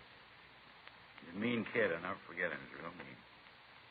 I guess I thought of him for at least 15 years. Never forget him, though. Mean. Yes, sir. He waited for me after school once. Had a big fight. I don't even know what it was about. Big fight. He really beat me up. Yes, sir. Sure like to meet him now. It'll be a different story. Yes, sir. Now, how about right here? Do you see either of the suspects on these pages? No. No picture in this book. You got another one? Yeah, I get it. All right. Say, how many more got of these things, anyhow? There's quite a few. You can see them right here on the shelf. You want me to go through all of them? Well, we'd like to have you check the pictures, yes, sir. It's going to take a while. You and your wife are the only 2 people who can give us an identification. Well, how about the woman who was held up? What's her name, Mrs. Holman? No, Montgomery. Holman was the officer who was shot. Yeah. What about Mrs. Montgomery? Can't she tell you about the robbers? She's under the care of her doctor. Her husband died, you know. What, from being stabbed? Yes, sir, that's right. That's too bad. We didn't know what it was all about, you know? Yes, sir. Me and Harriet just sitting there. All of a sudden, there's this fight and a shot. We didn't know what the frakes was. Yes, sir. I wonder if we can go on with the books here. Oh, yeah. Now, how about right here? No, not here. All right. Say, he's mean. What'd he do? Robbery. Yeah, you can tell. Look at the face. You can always tell. Yes, sir. No, I don't see him here. Perry. Sir? Perry Nicholson. That's the guy's name. One with the close ears. I remember it now. Hadn't thought it. 15 years. Perry Nicholson. Bully. Yes, sir. Sure like to meet old Perry now. It'd be a different story if he wanted to fight now. Oh, different story. Yes, sir. Joe. Yeah. The hold-up car. Yeah. I just found it abandoned.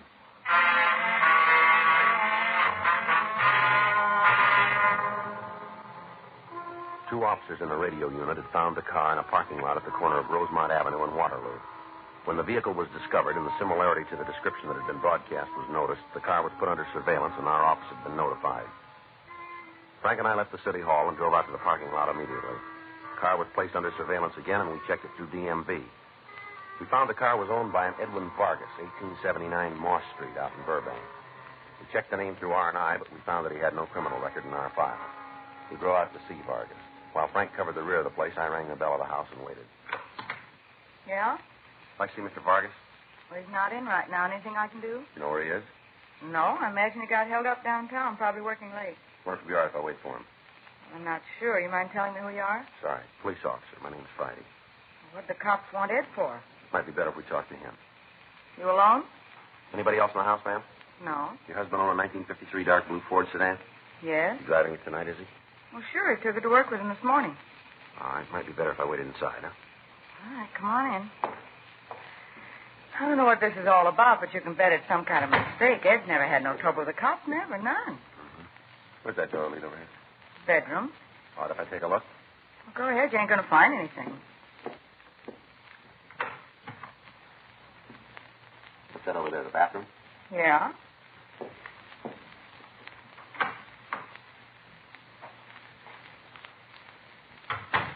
All right, just a one bedroom. No need for any more. Me and Ed don't have any children. Kitchen this way? Yeah. Say, if you're looking for something, maybe if you'll tell me what it is, I can help you. You just want to check the house, ma'am.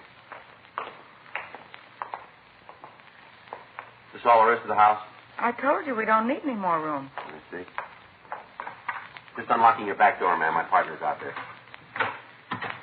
All right, Frank. Is he here? No, Who is this, another cop? this is my partner, Frank Smith, Miss Vargas. Hello. Seems to me you should be able to tell me what this is all about, Mr. Friday. Can you give us a description of your husband? Why? It might help us to get him out of trouble, maybe. He's in no trouble. You got something on your back and you're trying to dump it on Ed, and it isn't going to work. You want to give us a description? What do you want to know? How tall is your husband? 6'3", How old? 32. What color is his hair? Kind of sandy. Look, what is this, a third degree? What are you trying to prove with all these We questions? just want to get at the truth, ma'am. It's a kind of hard way to do it, if you ask me. Well, I'm sorry for causing you any trouble. You are. Where does your husband work? He's a salesman. Who for, ma'am? Insurance company downtown. Usually work this late? No, I told you that. But you think he's at work tonight? Yes? Well, you wouldn't mind if we called him, would you? I'm not going to have you causing him any Well, embarrassment. don't worry about it, Miss Vargas. Would you like to give us the number? It's in the phone book. Look under emergency numbers. You want to make the call, Frank? Yeah. Look, what do you think he's done? Police business, ma'am. I'm his wife. I got a right to know. It'll be better if we talk to him, I think. That's what you say. Your husband ever been in trouble with the police before? Not that I know of. How long you lived here? You mean in California? That's right. I was born here. How about your husband? He's been here a couple of years. Where's he from? New York State. Where in New York State? A little place right outside of Utica. You ever been in trouble back there, would you know? Well, if he was, he didn't say anything to me about it. How long has he had the job? Since a week after he came out, Ed's a smart guy. He'd have no trouble getting work. How about it? I talked to the building superintendent. Yeah. He says Vargas left at 5:30 this afternoon. The description of the owner of the car used in the holdup, coupled with his absence, made him a prime suspect in the robbery. We continued to talk to his wife. She gave us some of the background on Vargas. She told us that they'd only been married a little over a year, and that they were still trying to pay off the debts that her husband had incurred before their marriage. She went on to say that in the last few days he'd been depressed about their finances, and that on that morning, Vargas had said he'd figured a way out for them. Frank called the office, and the broadcast was gotten out, asking if the man be picked up and detained for questioning. 1:15 a.m. We asked Mrs. Vargas about her husband's friends. Isn't anyone Ed's real close to? Well, is there one man he's with more than the others, would you know? Maybe somebody he works with. No. Unless maybe it's Vic. Ed don't have much to do with him, though. He knows I don't care for him. Don't like to have him around. Who's that, man? Vic Noble. He works in the same office as Ed. And what's he look like? Oh, not much. Little guy, kind of nondescript. Never did figure out he could be a good salesman. I'd never buy anything from him. Honestly, it makes me nervous just to have him around. Yes, Oh, excuse me. Yes, go right ahead. If it's your husband, it might be better if you didn't tell him we were here. All right. Hello? Yeah, honey. Where you been? What? Well, do you know when? Uh-huh. Well, did you call the police? Well, you should have called them right away. Yeah. No, I'll drive right down and pick you up. You wait right there. Uh-huh. Well, right away. That's right. Well, look, tell me where it is. Oh, yeah, I know. Turn left, yeah. All right, I'll find it. You wait right there, will you? All right, goodbye. Bye. That was Ed. Yeah. You're going to have to find yourself another boy. Ma'am? Well, whatever this is, it has something to do with Ed's car, doesn't it? That's right. And then you're all wrong about Ed. He couldn't have had anything to do with it. What do you mean? Ed's car was stolen tonight.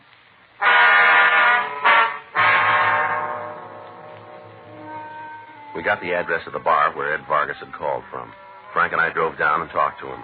He told us that he'd left work and had stopped in the bar for a couple of drinks before he went home. However, when he left the place, he found that his car was gone.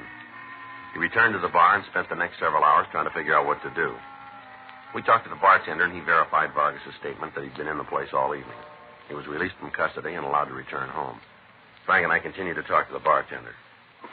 Got to get ready to close up pretty quick. Just a couple more questions. Will you mind if I clean up the back bar while we talk? No, sir. Go right ahead. Thanks. What do you want to know? You told us that Vargas came in about 5:45. Is that right? Near as I can remember, yeah. Give or take a couple of minutes on either side. But he was here before 7. For sure. You meet anybody here? How far is this going to go? What do you mean? Is his wife going to find out if I tell you? Not from us. Well, Ed and the missus haven't been getting along so good lately. You know, been beefing a lot. Yeah. Ed's a funny guy. He don't like no trouble at home. As soon as Sarah started giving him problems, he found another girl, a kid that works in his office. They usually drop in here for a couple of drinks before he goes home. Yeah. Nothing serious going on with them. Just they like to sit and talk. Ed's all the time telling her how this wife doesn't understand him. Old line, but I think he means it. He was in here with a girl tonight, was he? Yeah. Just like all week. Every night they come in about 5:15, sit in the back booth, have a couple of martinis, and then they leave. I think maybe Ed drops her off on the way home. She don't have a car. Yeah. Tonight they had more than just a couple of drinks. I think maybe there was something wrong, you know, a little problem. What about? Look, people come in here to relax. They all got something on their minds. I make it a practice not to eavesdrop or interfere. What was their problem, do you know? Sarah won't hear it? No, we told you before. Yeah. Well, wouldn't want her to come around here causing no beef. She's jealous, you know, real jealous. That so? Oh, yeah. Anyway, Ed must have told the girl that he was thinking of leaving his wife, because tonight she told him to do something about it, or she was walking out. Had a little kind of tiff, and then she left. After that, he went out to get the car and found it been stolen. Where'd he leave it, do you know? A lot behind the building. Did he leave the keys in the car? I don't know. You saw him when he left, carrying a big load. He don't remember. Probably did, though. You have anybody else in here tonight that looked like Vargas? What do you mean? Well, as tall as he was, maybe. A lot of tall people come in here. Yes, we understand. But were there any tonight? A couple, yeah. Any of them come in with a short fella, about 5, 6, or 7? Yeah. What time did they come in? Oh, about a little after 7. When did they leave? Well, I don't know. Maybe 7:30, 8:15. I'm not sure. There's one of the tables back there. I served them a couple of times. Didn't take much notice when they left. They paid for the drinks when I brought them. Left a $50 tip. Took off. They come in here regular, do they? Yeah, a couple times a week, maybe more. They usually together? Oh, I've never seen them any other way except once. I'd rather not remember that time. What do you mean? Came in here early, spent the whole night here boozing, got pretty plastered. I had to take Nick home. He couldn't make it alone. Which one is Nick? The short one, little guy. What's he do for a living? Nothing I ever heard of. Well, how's he live? Any way he can. Always seems to have dough. I think maybe some kind of gambler, something like that. Always loaded. The way he looks, though, you'd think he was some kind of mechanic, but he's not. Is that right? Sure, he dresses nice. Always got a good suit on, but he doesn't know how to carry it off. What do you mean? His fingernails. I don't think he ever cleans them.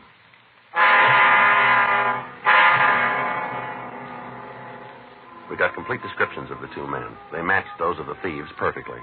The bartender closed the place and took us down the street to a hotel where he said he'd taken Nick Roxford. We talked to the desk clerk, but we found that Roxford had moved several months before. By checking with some of the people in the hotel, we got a forwarding address for him. It was a cheap rooming house down on South Pico. Frank and I went by the city hall and ran the name through R&I. We found that Roxford had an arrest record for petty theft in ADW. He'd served a term in the county jail and was at present under the jurisdiction of the court. His mugshot was pulled and taken out to the witnesses for identification. We checked with the manager of the boarding house, and we found that Roxford and a Henry Larson were registered in one of the rooms. In the company of the manager, we went up to the room, but the pair wasn't in. We contacted the office and told them where we were. They told us that Roxford had been positively identified as one of the hold-up men. We settled down to wait for the suspects to come back. 3:30 a.m. 4. 5. 5:15 a.m. Sounds like somebody's coming.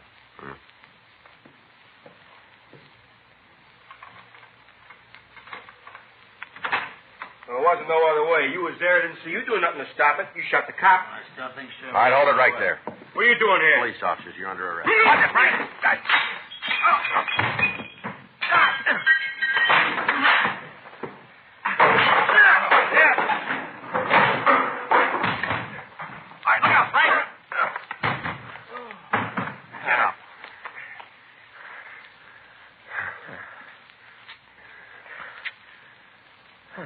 Kind of rough, didn't it?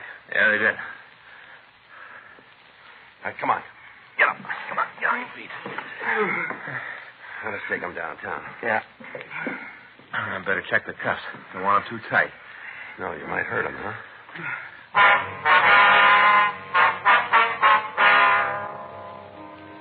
Two suspects were taken downtown to the interrogation room. Henry Larson was handcuffed to the chair in robbery while Frank and I talked to Nick Roxford. It's a bad beef. I know it. You guys are going to find out. Why don't you tell us about it? Ain't going to tie no robbery rap to me. Look, we've already done it. The witnesses gave us a positive identification on you. How could they? They never seen me. We got a picture of you. It's pretty good. You want to tell us about it? I got nothing to say. I want a lawyer. I ain't going to talk till I see a lawyer. All right. Yeah. Did you know the old man died? I don't know nothing about no old man. His wife says you're the one who stabbed him. She's crazy. She's willing to take it to court. It'll never stick. We think it will. We think we can make you for first degree. What about Hank? Who, Larson? Yeah, what happens to him? Same charge. You know it yet? Well, you're the first one to hear. What if I give you a hand? How do you mean, man? Well, suppose I tell you it was Hank's idea, the whole thing. Go any better with me? You know we don't decide that. Well, it seems like if I helped you, it'd be better with me. All right, you want to tell us about it? I'll make you a deal. No deals. Look, just promise me you won't tell Hank if I give you the real story, huh? All right, go ahead. Well, the whole thing was his idea right from the start. He cased the store. The whole thing was his idea. What about the car? Well, that was Hank's, too. He spotted it, said it'd make a good deal. You check the car, you'll find his prints all over it. All right, what happened after that at the store? Oh, it was Hank again. I didn't want no part of it. Hank made me. Said if I backed out, he'd get me. He's a big man. He gets mean when he's crossed. I wasn't about to give him no trouble. Go ahead. Well, we got to the place, and he made me go in. He made me take a piece of the action. Now, wait a minute. Let's back up here and get this straight. You trying to tell me all the time you wanted no part of it? No. No, you got to believe it. Well, the way we got it, you were having a time with a knife. Well, I got scared. That's all. I got scared. I didn't know what I was doing. Sure you did. Look, you got to believe me. I'm telling the truth. It was all Hank's idea, the whole thing. I want no part of it. Never did. All right, just keep your voice down, will you? I told you. Now, you know about the whole thing. You won't tell Hank, will you? What difference does it make? He finds out I told you, he'll kill me. Remember I asked you before? Huh? What difference does it make?